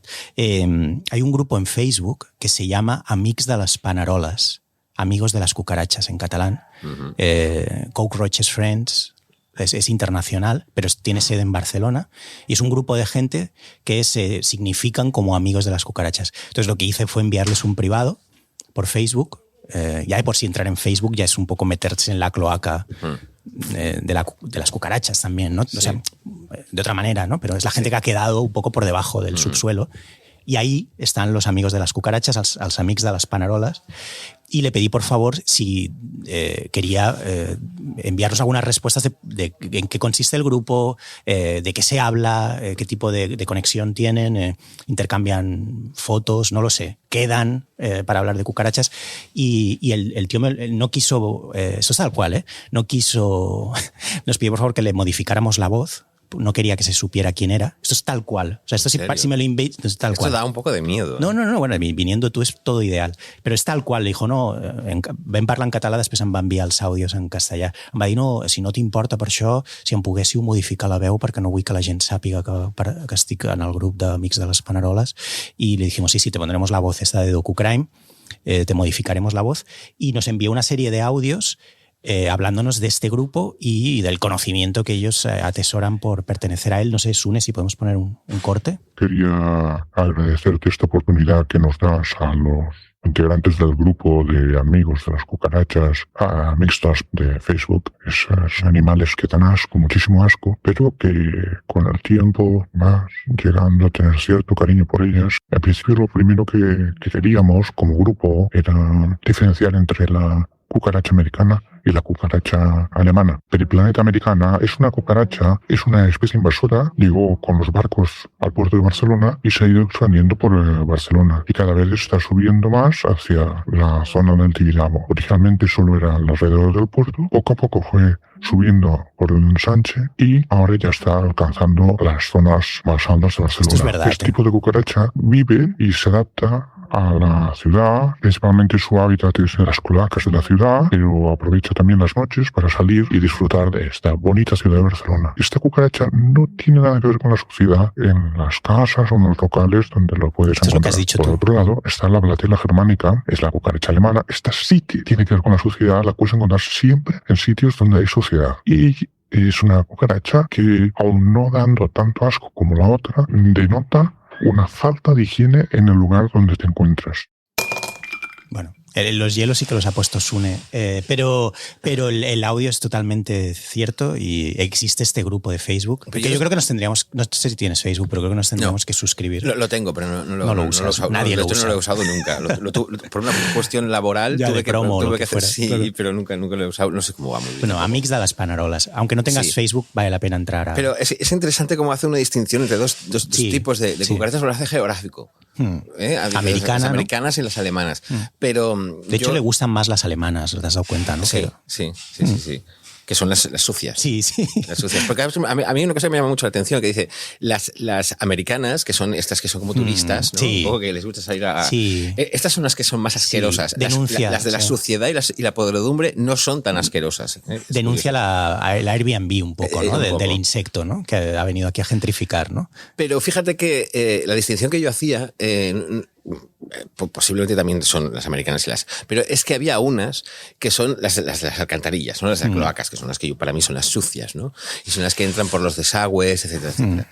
Y después están las de los alimentos. Las de los alimentos, esta no las he visto nunca. No las voy a explicar. Las de los alimentos no están en el alimento, ¿eh? No es que tú estés comiendo un bocadillo y de pronto hay una cucaracha dentro. No, las de los alimentos se llaman así porque son las que suelen llegar de cajas de supermercados, ¿no? ¿De otros países? ¿O? Posiblemente. Ya. Y entonces están en las cajas. Y entonces son las que te vienen con eso, pues con una caja de algo que has comprado, etcétera, etcétera. Y entonces estas son las que normalmente se quedan en casa y son las que vuelan. Son las que vuelan. Buah, eso es terror. Es interesante, muy interesante. Es que, joder, está muy bien estas sincronías junguianas que aparecen. Pasó con el episodio de Berto y está pasando ahora también. Que justo me sacas temas de los que quisiera hablar, que es el momento de la infancia en el que yo descubro que tengo pánico a las cucarachas, es precisamente frente a una cucaracha voladora de vacaciones con mis padres. Todos los recuerdos infantiles de vacaciones con mis padres son todos traumáticos, independientemente de si habían insectos o no, pero este es el peor. Era yendo por Turquía o Grecia de golpe una especie como de oleada de cucarachas voladoras por el paseo marítimo de no sé dónde estábamos, en algún lugar de Turquía o de Grecia. Yo en la vida se me había ocurrido que eso pudiera suceder. Y empezaron a posarse tipo Magnolia, la pelea que de Paul Thomas Anderson con las ranas o sapos, lo que fueran, pero con cucarachas que empezaron como a caer, muy grandes, como el tamaño de un mechero tocho, de estos de mechero de yonki, ¿no? Ya no se venden casi esos mecheros. Pero, y terror puro. O sea, de golpe descubrir, de golpe en Turquía encima, o donde fuera, estos sitios que le gustaban a mi padre, que no sé por qué íbamos, cucarachas gigantes que encima podían volar y no podías huir de ellas porque venían otras y volaban. Y desde entonces, yo creo que ahí nace la neurosis adulta. O sea, hay como una línea de corte ahí. Esto que cuentas es un poco plaga, ¿eh? Ya, ¿a ti te ha pasado? ¿Dónde es el primer momento de la infancia o de adolescencia donde descubres, vale, aquí hay un problema? Yo siempre, desde que nací, he tenido esta aversión a los insectos, ¿no? Básicamente porque los insectos, por su apariencia, me parece como que no pertenecen a este planeta, ¿no? Me parece que son como de otro planeta, son como extraterrestres. Seguramente lo son. De que seguramente lo son, ¿no? De que en algún momento, y con algún meteorito o algunos meteoritos, llegó esta especie y se quedó aquí. Esto hace mucho tiempo. Sí. Las alcachofas también, yo creo. Varias cosas. Sí. Varias cosas claramente no son de este mundo. Es decir, esta constitución de esta especie de exoesqueleto casi militar, ¿no? De la que fíjate que luego, por ejemplo, cuando alguien quiere hacer una película con extraterrestres belicosos y horribles, se parecen, se inspiran insectos, en los... y salen de una alcachofa. Sí, al final cuadra todo. Hay algo que en su origen, digamos, que me resulta aterrador. Y después, la cosa ya de su organización social, ¿no? Es decir, una hormiga es un ser que en sí mismo no es independiente, no tiene una identidad, una mentalidad, pero en cambio forma parte de un grupo que sí que tiene una conciencia, ¿no? Y entonces se comunican telepáticamente, etcétera, etcétera, ¿no? Entonces todo esto me resulta muy, muy, muy aterrador. De hecho, leí una vez que se podría incluso considerar que son sectas, ¿no? O sea, las hormigas son una secta, ¿no? Insecto, ¿no? Dentro de la secta, ¿no? Es decir, en todos los idiomas, ¿eh? Fíjate, insecto, qué bueno. Un insecta, un insecto. Qué bueno. Estaría muy bien un docu-crime de Netflix, ¿no? De 6 partes, de estos estiradísimos, como todos los que hace Netflix de la secta de las hormigas, ¿no? Y de todos, y de como resto, como la peli de Saul Bass, ¿no? Y solo como denunciando a esa peña, ¿no? A las hormigas, ¿no? La pelea de Saul Bass es encuentros en la cuarta fase, ¿no? Que es un poco eso ya. Es genial. Una película que la recuerdo como una de las que me impactó. Es genial, a mí también. A mí también. Sí. Bueno, está muy bien porque ves todo cuadra al final de manera muy natural. ¿eh? A medida que te haces mayor, ves que todo cuadra y te vas volviendo loco. Me lleva a poder hablar de la otra cosa, que es el menos importante, que es el tema del cine. Lo importante eran los insectos, pero al final no vamos a dejar nunca de hablar de insectos. Es cuando, por ejemplo, estás haciendo una película, ¿en qué momento introduces que tiene que haber insectos? Porque claro, esto no sale de natural. O sea, por ejemplo, en Venus podría no haber insectos de ninguna manera. Es una cosa como que tú metes. Sí, es como Brian De Palma cuando parte las pantallas. O sea, esto va a pasar, ¿no? Sí. Busco la razón o el hueco donde de pronto puede haber... Pero te sientas con el guionista o los guionistas y les dices, bueno, ¿dónde están? No, que es algo más personal mío, digamos. Yo lo meto ahí de pronto, ¿no? ¿Sabes? Lo escribes tú en el final draft, ¿no? A veces es una cosa... pero son muchas películas mías en las que aparecen... ¿Y eres capaz luego de gestionar el rodaje y el visionado de esos mismos insectos? Porque yo te lo juro, nunca podría... Esto es tal cual. En mis películas nunca habrá una cucaracha. Porque no podría rodarla y no podría verla. Eso que el montaje que tienes que ver 200.000 veces la misma escena, no podría. Es que creo que hay una cosa muy interesante, que es que cuando tú introduces en una película que has hecho, introduces cucarachas, tienes una sensación como de dominarlas, ¿no? O sea, ahora soy yo el que manda. Hay un exorcismo ahí. Estarás allí si yo quiero que estés, ¿no? Es interesante. O sea, te pongo aquí y te hago ir de aquí a allí. O ahora no quiero que estés. O ahora no hay ninguna. O sea, yo mando. ¿Y te pasa con algo más? ¿Hay algo más que te provoque esa misma? A mí, por ejemplo, no en el mismo grado, pero con las palomas tengo un serio problema que ha ido a peor, además. O sea, a mí ahora me pasa que no sé si soy yo que me estoy haciendo mayor, más chiflado, más neurótico, pero me voy de los sitios. O sea, porque cada vez considero que las palomas son más invasivas. Cada vez hay agresivas. Agresivas, cada vez están más zumbadas, evidentemente, por todo lo que está pasando, ¿no? Y encima cada vez hay más locales, que me parece pésima idea, que no tienen puertas, que es una cosa que no la puedo entender. O sea, lo mínimo que le deberías pedir a un establecimiento al que vas a comer es que tenga puertas. Sí. Y ahora ya los sitios no tienen puertas. No. Y entonces es muy habitual que esté todo el mundo como distraídamente hablando, comiéndose lo que sea, un Whopper. Esto me pasó en un Burger King hace poco. Y había una paloma enloquecida, totalmente rota, dándose hostias contra el techo dentro del establecimiento y nadie le importaba. Estaba todo el mundo haciéndose selfies y grabando vídeos de TikTok y cosas así. Y era como, está pasando el terror absoluto, ¿no? Y a nadie de la gente con la que iba en la mesa le importaba en lo más mínimo. Era como, bueno, olvídate, ya se irá. Y yo no, obviamente me tuve que ir yo. ¿Hay algo más con lo que te pase, aparte de con los insectos? Me gustaría hacer un aporte al mundo palomas. Al mundo palomas. La paloma es una cosa que no se le plantea a la gente, ¿no? Y a mí me sorprende que no se le plantee, porque es una cosa que es evidente. Es decir, la paloma, estamos acostumbrados a ver palomas, ¿no? Vemos palomas cada día y siempre son iguales y siempre tienen el mismo tamaño. Y tú dices, ¿nacen ya con ese tamaño? ¿Tú has visto alguna vez una cría de paloma? ¿Tú has visto una paloma que tenga la mitad del tamaño? Es decir, que sea pequeña, que todavía no haya crecido. ¿La has visto? ¿Has visto una mini paloma? No existen. No existen. Las palomas son todas del mismo tamaño. Hostia. Es decir, nacen así. Es un glitch en el Matrix esto, ¿no? Que acabas es una de cosa sacar. muy extraña. Es una cosa muy extraña. Y yo estoy siempre buscando a los bebés intentando palomas, encontrar, ¿no?, una paloma que sea un poquito más pequeña. Alguna vez sí que he encontrado alguna que es un poco más pequeña, pero yo creo que es más pequeña porque hay gente que es más pequeña igual, ¿no? Pero no son crías de palomas. Es decir, las crías de palomas no existen. Otra cosa podría ser, o una explicación podría ser que la paloma es un tipo de animal, es un tipo de ave que sencillamente no sale al exterior hasta que ha alcanzado su tamaño, ¿no? Pero me extraña mucho porque ¿cuánto tiempo tarda una paloma en hacerse grande? Creo que a lo mejor tarda 2 días. Ya.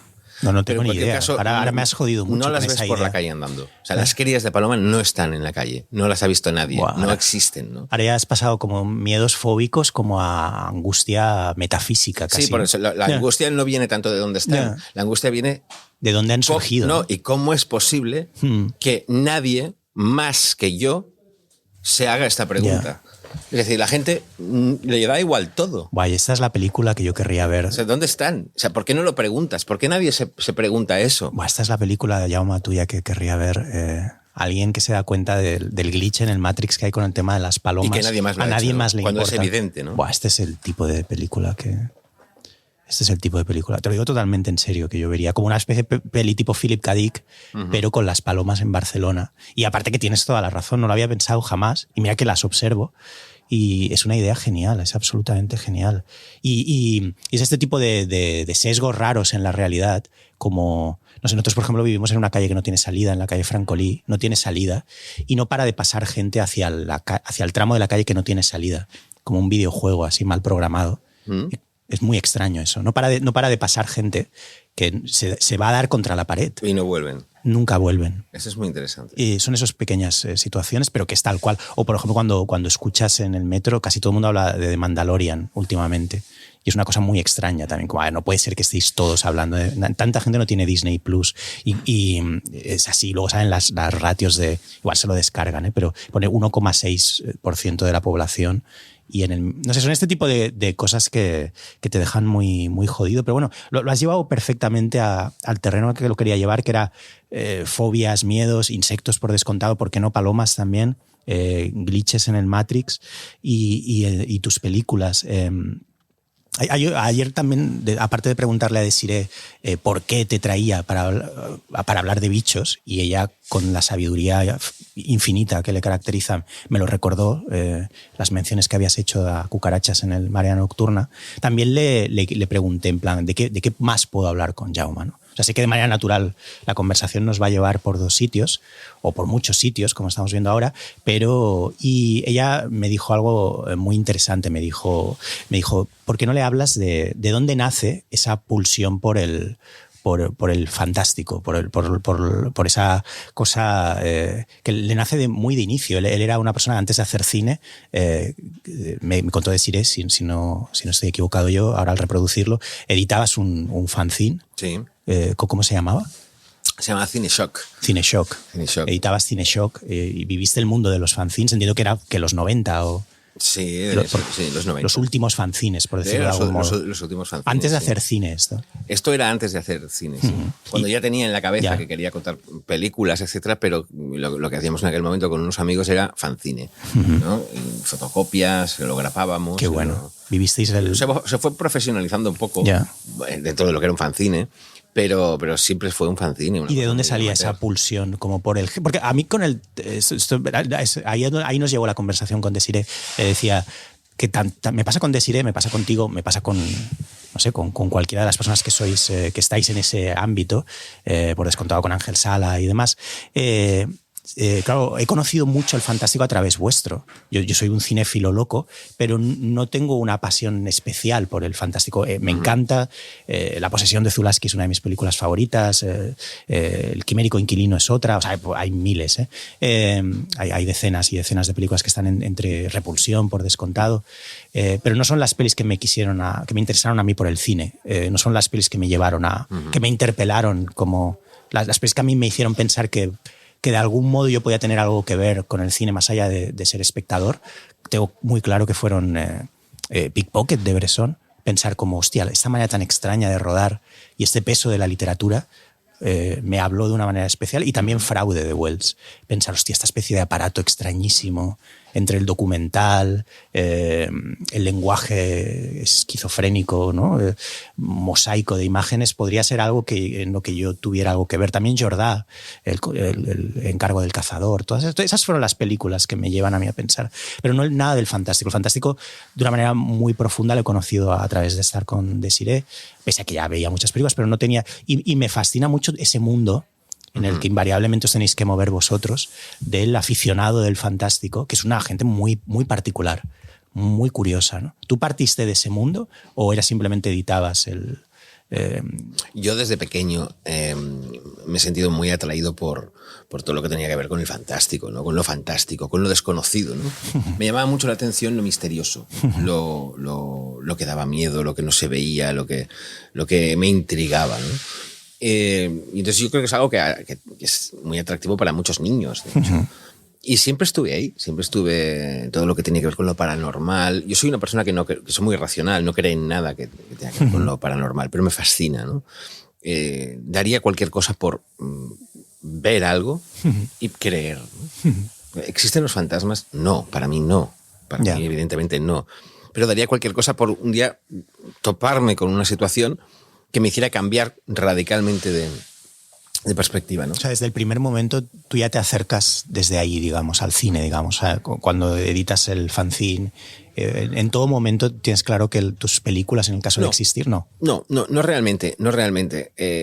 Es verdad que siempre me he sentido muy atraído por eso y he sido un gran aficionado a todo lo que tenía que ver con el fantástico. Pero no solo eso, es decir, a mí el cine me gustaba en toda su magnitud, ¿no? Y de hecho, yo creo que las grandes inspiraciones que yo he tenido y los grandes empujes emocionales para contar historias y hacer cine no eran fantásticos, ¿no? ¿Por ejemplo? Bueno, yo creo que Wenders, Kieslowski, son los nombres que me han inspirado verdaderamente, ¿no? ¿También formalmente en cómo atacar la dirección? ¿O? No necesariamente. Posiblemente también en algunos aspectos y algunas cosas, pero de forma inconsciente. Pero sí. Es decir, yo siempre lo digo, la película en la que de pronto dije, esto es otro nivel de todo y yo quiero contar historias como esta historia que se me acaba de contar, ¿no? Fue París, Texas. El día que yo vi París, Texas de Wim Wenders es cuando dije, quiero hacer esto. Qué bueno. Y me pasó también con una película que es curioso, porque ahora tampoco la recuerdo tanto, pero en su momento, en mi adolescencia, sí que me produjo un impacto muy grande, fue Cría Cuervos de Saura, ¿no? Y hay películas que ves una y otra, o sea, hay películas como que detectas que hay algo, no ahora quizá, o quizás sí, no lo sé, pero hay películas, ya sea ahora o cuando empezabas o en cualquier otro momento, que al verlas detectas que hay algo, ya sea de dirección o puesta en escena o de concepto de película, que te hace como querer desglosar la película o estudiarla de algún modo, o eres como más intuitivo en ese sentido o tienes un proceso que va al margen de referencias. Es una cosa, te lo digo porque otro de los temas, el tercero, que hablábamos ayer con Siri, era como, ya que viene ya, una de las cosas flipantes es, en España cuando se entrevista a los directores, de lo que nunca se habla es de cine. Se habla de temas, se habla de películas, se opina sobre ellas, pero muy pocas veces te hablan de cine, de cómo planteas una escena, de por qué ruedas así o asá, cómo preparas. Y eso es una de las cosas que te quería como plantear. Hay películas que al verlas, por ejemplo, somos muy amigos tanto de Siri como yo de escritores o escritoras y es muy habitual, por ejemplo, que te digan, no, ahora no estoy escribiendo, estoy estudiando. Estudiando quiere decir que están tomando libros y un poco casi estudiándolos, eso, o sea, como viendo por qué funciona ese libro. Y que es una cosa un poco rara. Yo he publicado 3 libros y nunca lo he hecho. O sea, mi aproximación ha sido más intuitiva, ¿no? Pero no sé si tú No, mi aproximación es intuitiva también, sí. Y yo creo que lo que he aprendido lo que aprendo de otros directores y de otras películas es más inconsciente, de alguna forma, ¿no? No analizo las películas, no las desgloso, como decías. Pero básicamente porque mi forma de aproximarme a una película es como espectador, puramente, ¿no? Y decir, y eso como debe ser, olvidándote de que estás frente a una película. Yo cuando realmente disfruto de una película, olvido que estoy frente a una película, olvido que estoy frente a un aparato ¿y cómo lo transformas eso? O sea, ¿cómo aparece alguna historia y eso? ¿Cuál es el ejercicio entre detectar que hay algo ahí que puede ser una película interesante? ¿Cuál es el ejercicio de dirección? ¿Cómo lo planteas eso? Mira, fíjate que cuando el momento en que tú descubres que es una película interesante es cuando has olvidado completamente que estás dentro de una película, ¿no? Y te estás creyendo lo que estás viendo y te está afectando emocionalmente, ¿no? Y dices, joder, ¿por qué está pasando esto? Esto no debería pasar, ¿sabes? No, o sea, por favor, para de eso, no hagas eso, ¿sabes? Cuando tú estás viviendo eso como una historia real, es cuando la película está funcionando, cuando la película funciona, ¿no? Esas son las películas, las que has olvidado que son que es un aparato gramatical para contarte algo.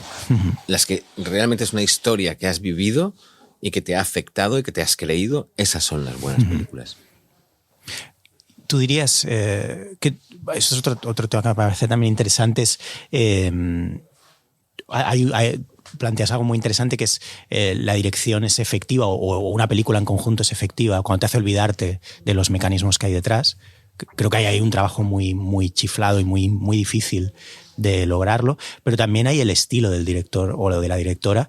¿Tú crees que es algo que todavía es importante? Es decir, yo cada vez más veo que ha desaparecido, que tiende, ¿no? Ayer mismo había una gran polémica en Twitter, ¿no? Por Max, el nuevo HBO, reducía a todo el equipo artístico de una película a creadores, ¿no?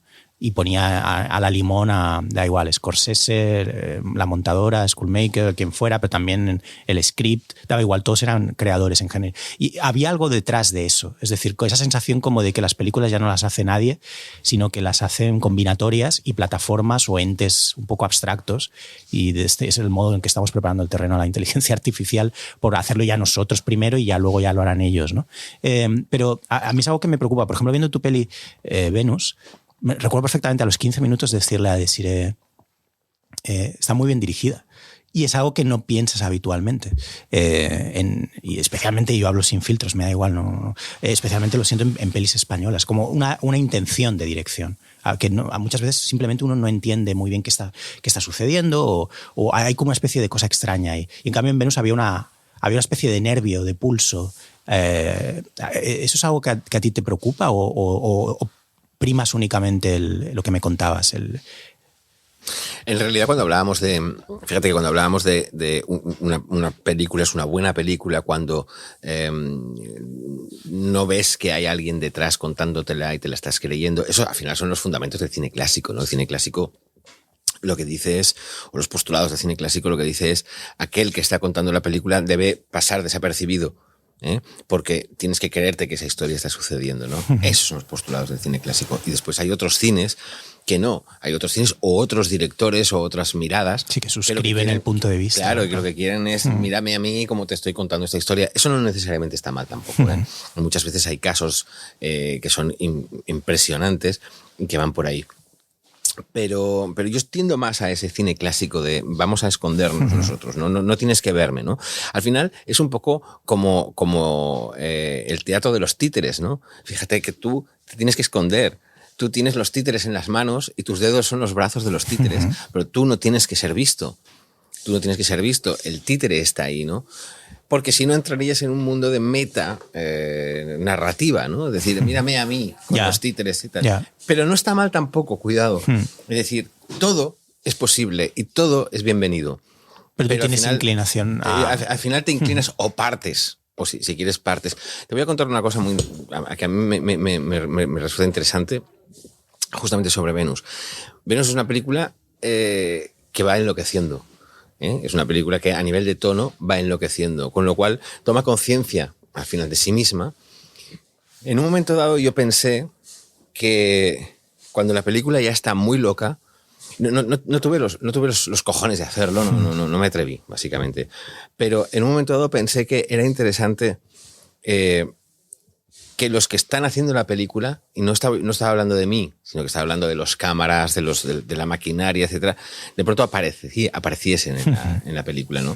Es decir, que en alguno de los momentos más dramáticos y más locos, de pronto tú pudieras ver que el personaje de Esther Expósito va por todas y detrás aparece un Steadicam. Se desencaja el mecanismo mismo de la película. Sí. Hacerlo volar todo por los aires, ¿no? Me parecía que era fascinante. Fascinante que de pronto todos entramos en ese juego, ¿no? No ya el espectador y los actores y la historia, sino también los que la estamos haciendo, ¿no? Estoy muy, muy tentado de llevarlo a ese punto súper explosivo, ¿no? De hecho, no lo hice, pero de hecho hay un momento que a mí me encanta en la película. Es un momento muy tenso, de terror, muy comedido, en que la niña protagonista con Esther Expósito, con Lucía, la gran protagonista, tienen que huir del piso donde están sin hacer ningún ruido para no ser escuchadas y llegan a la puerta, intentan abrir la puerta del piso con muchísimo cuidado, con muchísima cautela. Y hay un momento en que la niña mira a cámara directamente, es decir, interpela al espectador y con el dedo en la boca le dice silencio. ¿Vale? Con los ojos llenos de horror le dice silencio, interpela directamente al espectador, ¿no?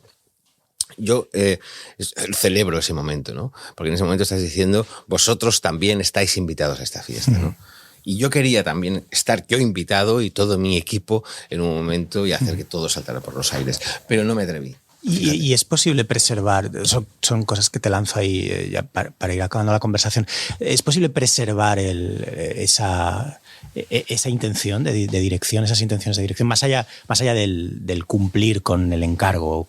¿No tienes la sensación cada vez más de que el momento actual, cada vez es más difícil, en esta especie de confusión generalizada en la que hay, detectar la dirección, lo que significa? Yo cada vez más veo como que nadie parece identificarlo, ¿no? Es decir, no sé, a mí, por ejemplo, me gusta muchísimo Shyamalan, por ejemplo, parece un grandísimo director y la gente se ríe, ¿no? Como, bueno, ¿no? Ahora, ¿con qué viene? ¿No? Y es como, bueno, joder, no sé, es muy raro esto, ¿no? Que no pasa nada, porque uno puede argumentar que a Hitchcock le pasó algo parecido y que, bueno, también se reían mucho de Brian De Palma, ahora de golpe a Brian De Palma se le ve de otra manera, ¿no? Se le veía como una persona como muy exagerada, ¿no? Y muy barroca, y hoy en día se le celebra como el gran estilista y te guste o no, ¿no? Pero sí que tengo la sensación que en este escenario de plataformas, de inundación de audiovisual, donde vemos más que nunca, pero cada vez nos cuesta más centrar el tiro, la idea del director, la figura de la dirección y lo que significa, cada vez parece que queda un pelín más desdibujada. ¿Tú dirías que sucede eso o es una percepción mía?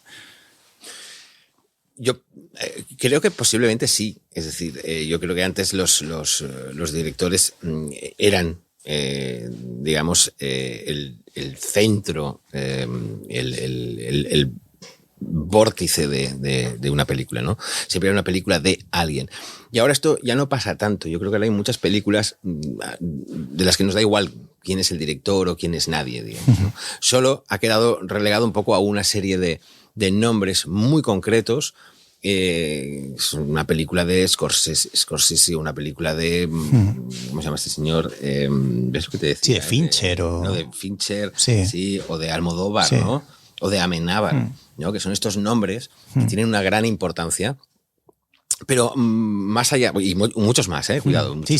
No estoy sí, pero que cada vez se reparten menos tarjetas de estas, ¿no? Exactamente. Y ahora ya las películas, es una película. Sí, es una película de Netflix. ¿Has visto esta película? Es de Netflix. Pero ahora ya es de Netflix. Sí. O del actor, como mucho, con suerte, ¿no?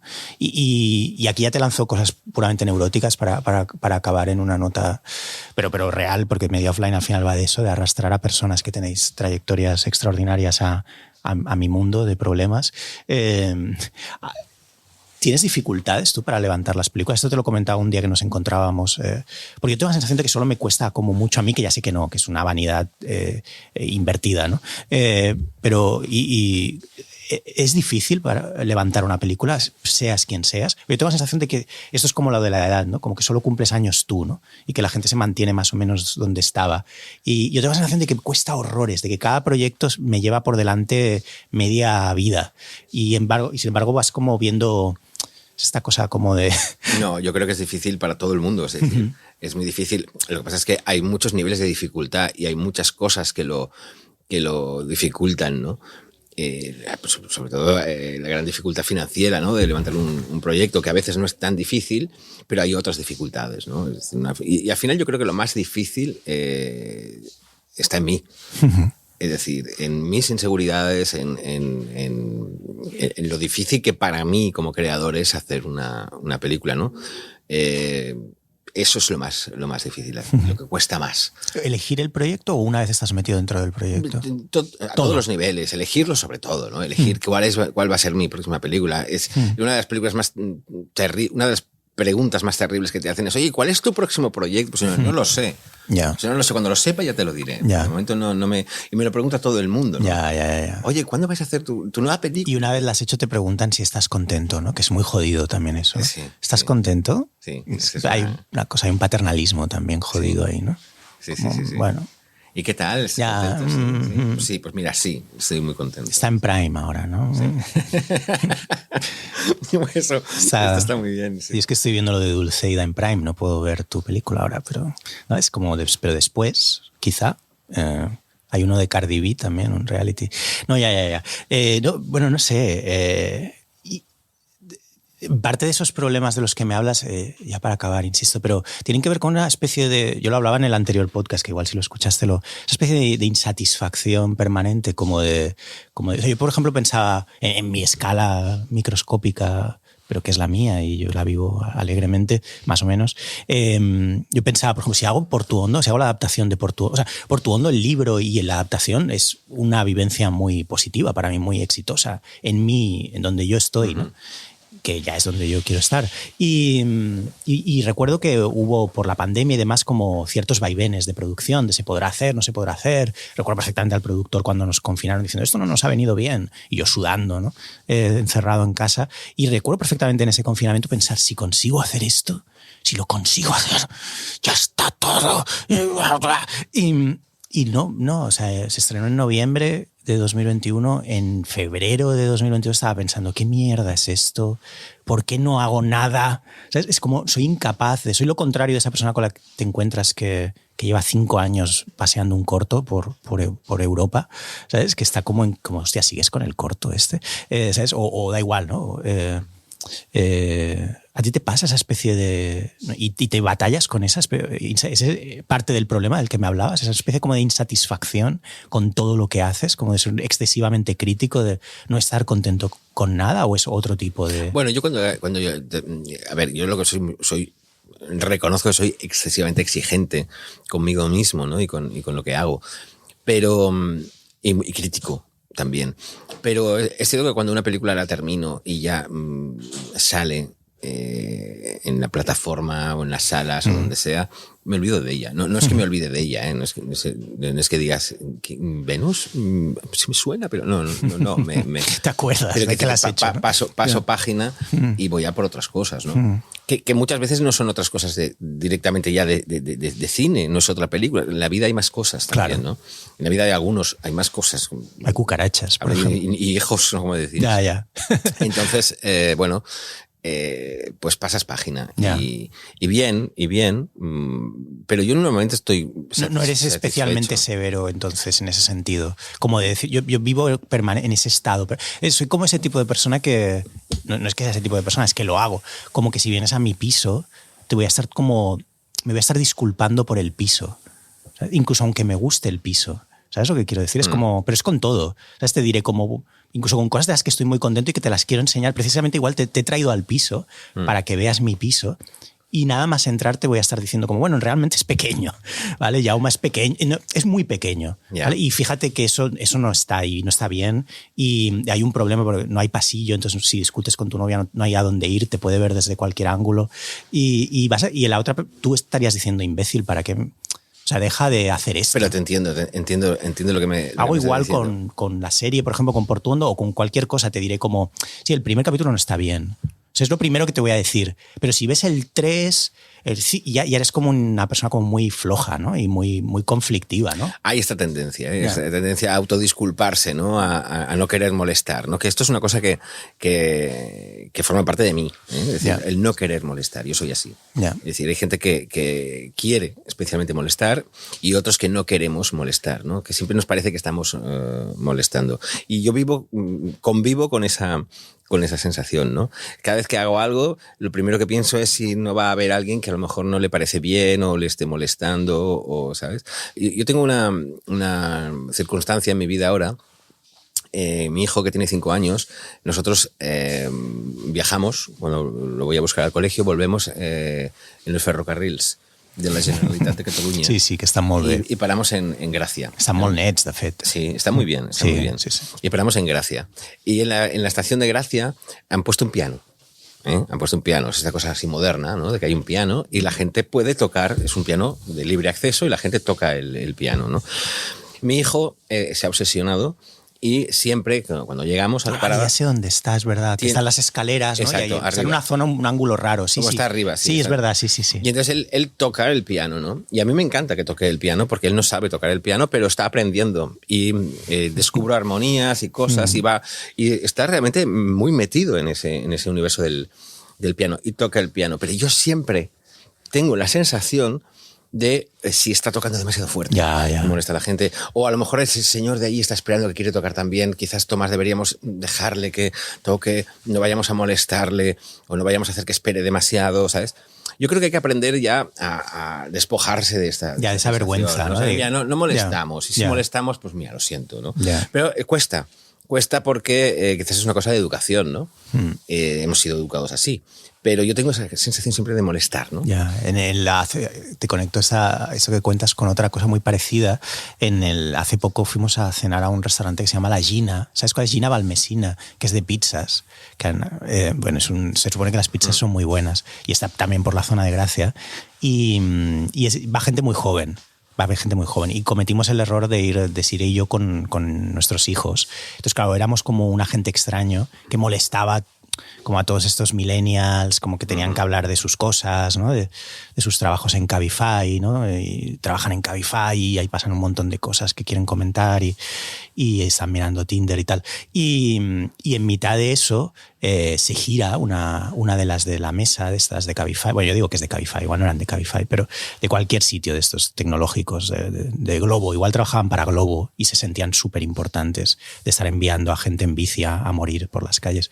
Y se giró una de estas tías y me dijo como, por favor, ¿podría tu hijo bajar el móvil? Porque a mis hijos evidentemente les doy el móvil cuando estamos en un restaurante y no admito reproches aquí, es decir, es la única manera de estar en un restaurante, darles el móvil y que vean a youtubers descerebrados, rumanos, medio sexualizados, pero bueno, da igual, es la manera en la que podemos estar tranquilos en el restaurante. Y la cuestión es que el sonido no venía momentáneamente mi hijo había dejado el móvil. No venía de ahí el sonido, venía de uno de los baffles del restaurante que emitía un sonido parecido al de YouTube y le estaba molestando. Entonces hubo un gran momento ahí de vendetta social donde le dije, no. Fue increíble. Me recreé muchísimo además. Todos los de la mesa miraron, Desiree también. Le dije, no, mira.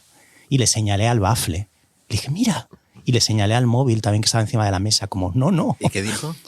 Se giró como una perra y ya nunca más le vi la cara en toda la comida. Y al levantarnos, hice mucho ruido con las sillas, esperando que se giraran hacia mí, como una cierta reconocimiento, ¿no? De la habéis cagado. Sí, sois 4 millennials que la habéis cagado mucho. Sí. No solo trabajando en Cabify, sino también queriéndome hacer sentir mal por tener hijos. Y no se giraron. De hecho, ni hasta los que tenía de cara se giraron. O sea, era como consiguieron tener como la cabeza metida en la pizza. Y fue una pequeña vendetta por todos estos años de sentirte fatal yendo con tus hijos y metiéndote en líos todo el rato, porque claro, los niños es lo que hacen. Todo el rato te arrastran a situaciones muy locas, ¿no? Te ves todo el rato pidiendo disculpas en el súper y demás. Pero fue un momento muy bonito. De hecho, es de las cosas más bonitas. Y salí del restaurante como muy crecido. Quise irme a otro sitio. Pero esto que me estás contando ocurrió, es decir... Es verdad, esto es como lo de los amigos de las Panarolas, es verdad. No dudo que la situación se produjera, pero que muchas veces en este tipo de situaciones en que nos estamos completamente humillados... igual la chica solo se giró y dijo... Y entonces, muchas veces lo que ocurre es que cuando ya esa situación ha terminado, nosotros fantaseamos y decimos, tendría que haberle dicho... Eso lo hacía mi padre mucho. No sé qué, tal. Y entonces, de pronto, se produce un espejismo mental en el que creemos que lo hemos hecho. Y cuando llegamos a casa decimos, y entonces me levanté y le dije... Tienes razón. Tal, pero no lo hice realmente. Quizá probablemente solo le hice el gesto, muy tímido, muy cobarde, es como muy bajito además, como mi. Y dije mi, ¿no? Muchas veces no nos atrevemos muy probablemente hice eso. Y luego fantaseamos. Claro, solo eso. Me levanté y le dije, mira, perdona. Tienes razón. Seguro que hice eso, de hecho. No, seguro que hice eso. La próxima vez, hazlo de verdad. Ya. Pero bueno, es un inicio. Yo lo veo como un inicio. Yo, de hecho, lo pienso últimamente, de hecho, me había basado en ese recuerdo totalmente inventado, me lo has hecho ver ahora, Jaume, para irme creciendo. Porque tengo la sensación de que todo el mundo me toma el pelo. O sea, todo el mundo, sin excepción. O sea, y lo hablamos mucho con Desiree, como, ¿por qué nos toma el pelo todo el mundo? O sea, todo el mundo, los taxistas, a veces frenan y dicen, mira, te voy a dejar aquí. Esto me pasa mucho. O sea, como que el taxista te dice, mira, te voy a dejar aquí porque tengo que subir por Aribau. Y le dices, claro, sí, y te baja. O sea, nunca hay el más mínimo. Por supuesto. Sí. Que no vayamos a... El otro día Desiree, por ejemplo, fue a un neurólogo y le empezó a chillar el neurólogo. Y ella lo aceptó. Y luego le tuvo que examinar la cabeza y ella estaba al borde de las lágrimas, ¿no? Y aceptamos todo, ¿no? O sea, que te chille un neurólogo y luego te examine la cabeza. Es como, pues, ¿cómo voy a estar ahora? Entonces, es como en los taxis. Es decir, tú muchas veces vas en un taxi y tú piensas, si va a una velocidad que yo considere que es excesiva, yo no tendría ningún problema en decirle, oiga, perdone, está yendo a una velocidad que no es la que debería estar utilizando, llevándome a mí, poniéndome a mí en una situación de inseguridad, así que pare el automóvil y yo me bajo. Buah, y no le pago. Yo nunca lo haría esto. ¿Vale? Esto tienes fácilmente, dirías, lo haría sin ningún problema, ¿no? Y sin embargo, no ocurre nunca. Es decir, el taxista va a una velocidad que te pone en peligro y tú estás callado como un puto. Sí, tal cual. Y no dices nada. De hecho, yo viví una situación aterradora en un taxi, ¿no? Un taxista que estaba claramente enfermo, de rabia, ¿no? Estaba rabioso. Sí. Estaba rabioso desde el momento en que me subí. No contra mí, sino contra el mundo. Chillaba, pegaba golpes al volante, joder, no sé cuántos, tal. Y en un momento dado yo pensaba, bueno, me tengo que bajar de ese taxi. Pero había algo que me frenaba, no me atrevía. Yo estaba ahí completamente congelado y el tío en un ataque de ira y de repente apareció lo que no debería haber aparecido nunca, que es un camión de la basura, ¿vale? Bloqueando la calle. Esto era en Gracia también. Y entonces el tío ya estalló, ¿vale? Empezó a darle al claxon, empezó a chillar, a no sé qué, y yo no era capaz ni de calmarlo, ¿sabes? O sea, lo normal hubiera sido bájate del taxi y vete a tu casa andando y olvida a este señor, a este energúmeno, pero no era capaz. Y en un momento dado el camión de la basura dejó un pequeño hueco entre su lateral y la pared, digamos, y la fachada de uno de los edificios, y el tío aceleró como un loco e intentó pasar por ese hueco, no pasaba y se quedó empotrado completamente, con todos los daños al camión, a su propio vehículo, tal. El tío empezó a chillar y yo, lo normal hubiera sido, me bajo de aquí y huyo. Pues no lo hice, me quedé ahí. Y al final llegamos a casa con ese energúmeno. Es decir... muchas gracias, le dijiste, ¿no? Muchas gracias. Pero hay algo peor, siento... Si le va bien. Siento todo lo que ha pasado. Que vaya todo muy bien. Por mi culpa, por haberle hecho venir a esta dirección, ¿no? Bueno, está muy bien, no creo que lo podamos mejorar. Esto, siempre hay un momento en los podcasts, las conversaciones que oscilan, y ha sido maravilloso antes de que pueda bajar. Ha sido todo extraordinario. Hay mil cosas que te preguntaría, pero lo podemos dejar para otra ocasión, sobre dirección y sobre insectos. Pero antes de acabar tenemos que recuperar un momento más a los amics de las Panarolas, por favor, a los amigos de las cucarachas. Me enviaron un montón de cortes de audio delirantes por WhatsApp. Si podemos escuchar uno más, Sune, antes de acabar. En la zona de Ciudad Bella y el Ensanche hay zonas cavernosas entre lo que nosotros vemos de la calle y parte de los túneles del metro o otras zonas quedan como zonas muy amplias donde pueden vivir las ratas, las cucarachas y otros bichos de estos horribles. Y cuando hemos tenido que estar trabajando en zonas alrededor de estas zonas cavernosas, pues es donde aparecen más estos bichos. Por muchos medios que hemos hecho, por muchas derratizaciones y desinfecciones que hemos hecho en donde hemos estado, siguen apareciendo. ¿Por qué? Realmente la ventaja para ellas es que venir de las cloacas y el ayuntamiento tenerles mucho respeto y no aplicarles ningún tipo de desinfección, pues se procrean muchísimo dentro de las cloacas y así consiguen expandirse perfectamente por toda la ciudad. Por la que hemos llegado al punto del asco horrible, como he dicho antes, hemos pasado a la afinidad, casi el cariño por ellas. Hay como una identificación con... De hecho, en la manera de hablar habla muy bajo, se lo decía antes a Sune, como si estuviera debajo de la mesa, como una propia cucaracha él también, ¿no? Es decir, hay como una... yo creo que son tan amics de las Panerolas que se han acabado identificando con las Panerolas y hablan, casi son portavoces de las Panerolas. Hay una despedida final, ¿no?, que nos ha enviado que es increíble. Os animo a todos los que tengáis esta situación de convivencia y de buen rollito ya con estos animalitos, a que os unáis al grupo de amigos de las Panerolas, de las cucarachas, Cockroaches Friends, si sois franceses de Cafag o en alemán Kakerlakes, para que os unáis al grupo de Facebook para compartir experiencias, poner fotos y comentarios, siempre positivos a favor de la cucaracha. Bueno, te invita a dar... Pero fotos, ¿cómo fotos? O sea, bueno, fotos de cucarachas en tu casa. Es que hay una cosa fascinante, perdona que aporte esto, pero hay una cosa, horrible. Es horrible, pero al mismo tiempo fascinante. Y es que hay hay una gran abundancia de vídeos en YouTube sobre cómo enfrentarse a las ratas. No a las cucarachas, sino a las ratas, ¿no?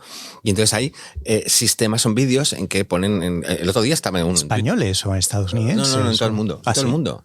Pero el otro día, ayer vi uno me ha venido a la cabeza porque ayer vi uno en Twitter. Es decir, ya se ha escapado de esa cosa. Ya, de YouTube, del dark YouTube. Sí, ¿no? del gueto. Igual que hay el darknet, también hay el dark YouTube. Hay el gueto de YouTube. Entonces, ahora ya ha pasado, ¿no? Entonces, son como formas de enfrentarse, digamos, a las ratas, ¿no? Y entonces son, pues, por ejemplo, el que vi en Twitter era una especie de cubo en el que introducen dentro...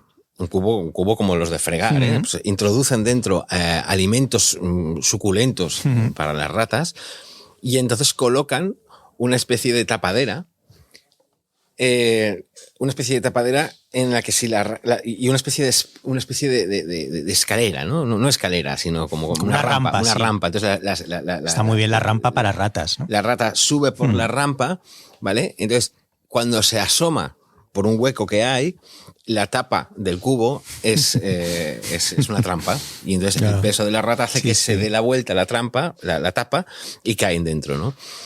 ¿Qué ocurre? Ocurre que van sucediéndose varias ratas que suben por la rampa y acaban cayendo y entonces el propio cubo acaba siendo un cubo lleno de ratas, de ratones, terror, ¿no? Pero este es un sistema, ¿eh? Pero hay miles de sistemas y hay montones de vídeos en ese alguien a quien YouTube. Sigues tú en Twitter.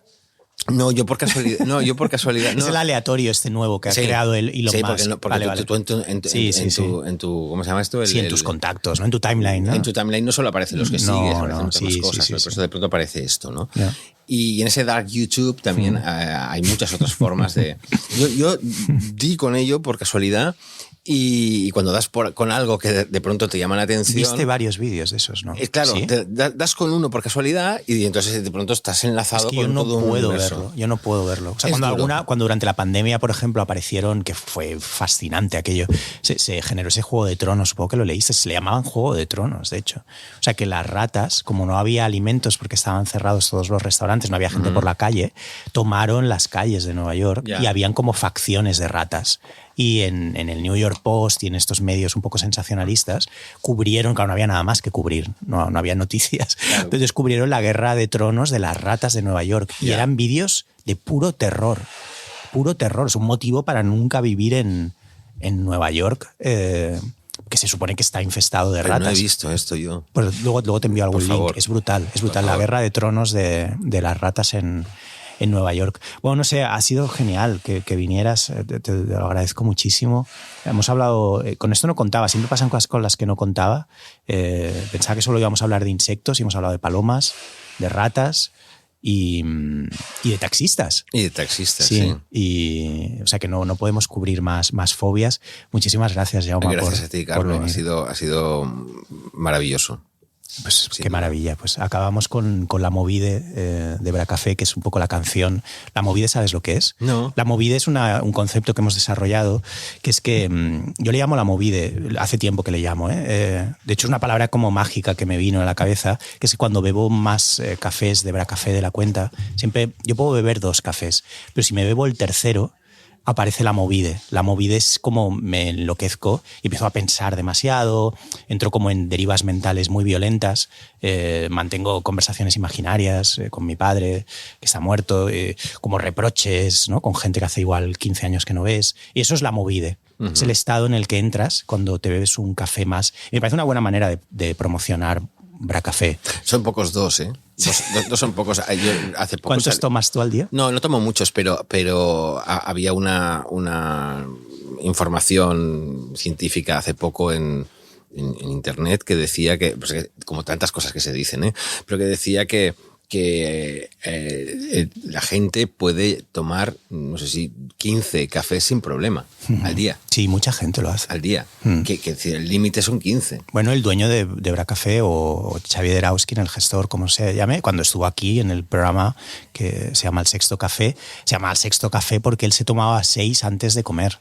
Que a mí me parece una locura, pero dice que no le afecta a él. No, pues por lo visto hay el mito este de que demasiados cafés, pero que por lo visto hasta 15 se pueden tomar. Bueno, sin incluso problema, como que hay una... Yo no lo hago. Pero... Como que es la única droga, eso también lo había leído, es que es un tema obviamente que me ha flipado. De hecho hay un periodista maravilloso que se llama Michael Pollan, que está especializado en alucinógenos y en café, y tiene un montón de libros, podcasts y tal, especializados únicamente o en una cosa o en la otra, y creo que hablaba de que es de las pocas drogas en las que a partir de un punto no afecta, es decir, como que tu tolerancia, ¿sabes? Como, o sea, alcohol acabarías muerto, ¿no? Sí. Y hay otro mito que es que el café tiene una acción inmediata en el cuerpo de quien, y por lo tanto no es cierto. A ti no te afecta especialmente. No lo sé. No te notas a veces como un poco pasado, pero sí que es verdad que decían que la acción del café se produce como 7 u 8 horas después del consumo, ¿no? Entonces, claro, ese nerviosismo inicial te lo inventas tú, ¿no? Claro, ese mito de yo no soy persona hasta que me tomo el café por la mañana, tal, no es verdad. Qué bueno eso. Porque el efecto se produce 7 o 6 o 7 horas después del consumo, que yo esto lo he leído, tampoco estoy muy seguro. Pero eso es un podcast. Un podcast es hablar de cosas que hemos oído. Por otro lado, lo contradigo con mi propia experiencia, porque yo cuando era muy joven y estaba pues con esa adicción a ver películas de vídeo, y me iba a mis videoclubs, que tenía muchos. De hecho, yo tenía en la cartera 7 o 8 carnets de videoclubs, de videoclubs de distintos sitios. Como una adicción ahí a la dopamina de ver, ¿no? Y entonces veía y los viernes, cuando salía del instituto, entonces yo lo que tenía que hacer es ir a los videoclubs. Yo también lo hacía eso. Y coger varias películas. Entonces yo había tenido, por ejemplo, 5 películas, ¿no? Esta noche veré 5 películas. Video Instant había un tope de 7. Tú eso lo viviste, ¿no? No te dejaban llevarte más de 7. No te dejaban. Y yo una vez me quise llevar como 9 y me dijeron, lo siento, pero hay un tope de 7. Pero por eso tienes que tener carnes de varios, ¿no? De varios videoclubs. Entonces, claro, una vez tenía 4 o 5 películas, quería verlas en esa noche, pues, la gran fiesta, la gran celebración del VHS. Sí, claro. Hoy veré 5 películas, pero ¿cómo podría hacer para no dormirme? Y entonces yo recuerdo que una vez cogí y intenté drogarme con Nescafé, que es lo que había en casa, Nescafé, ¿no? Y entonces me puse... Es descafeinado, ¿no? ¿O no? Pues bueno, hay descafeinado y no, digamos. Pero entonces me puse mucho Nescafé con un vaso de leche. Y realmente funcionó. Es decir, me puse como loco y me di cuenta de que no podía hacer eso. Estaba súper alterado, ¿no? Con lo cual estoy contradiciendo un poco la... Bueno, es la movida también eso. El contradecirse también entra dentro de ese terreno. La movide, Bracafé. La movide, Bracafé. La movide, Bracafé. La movide,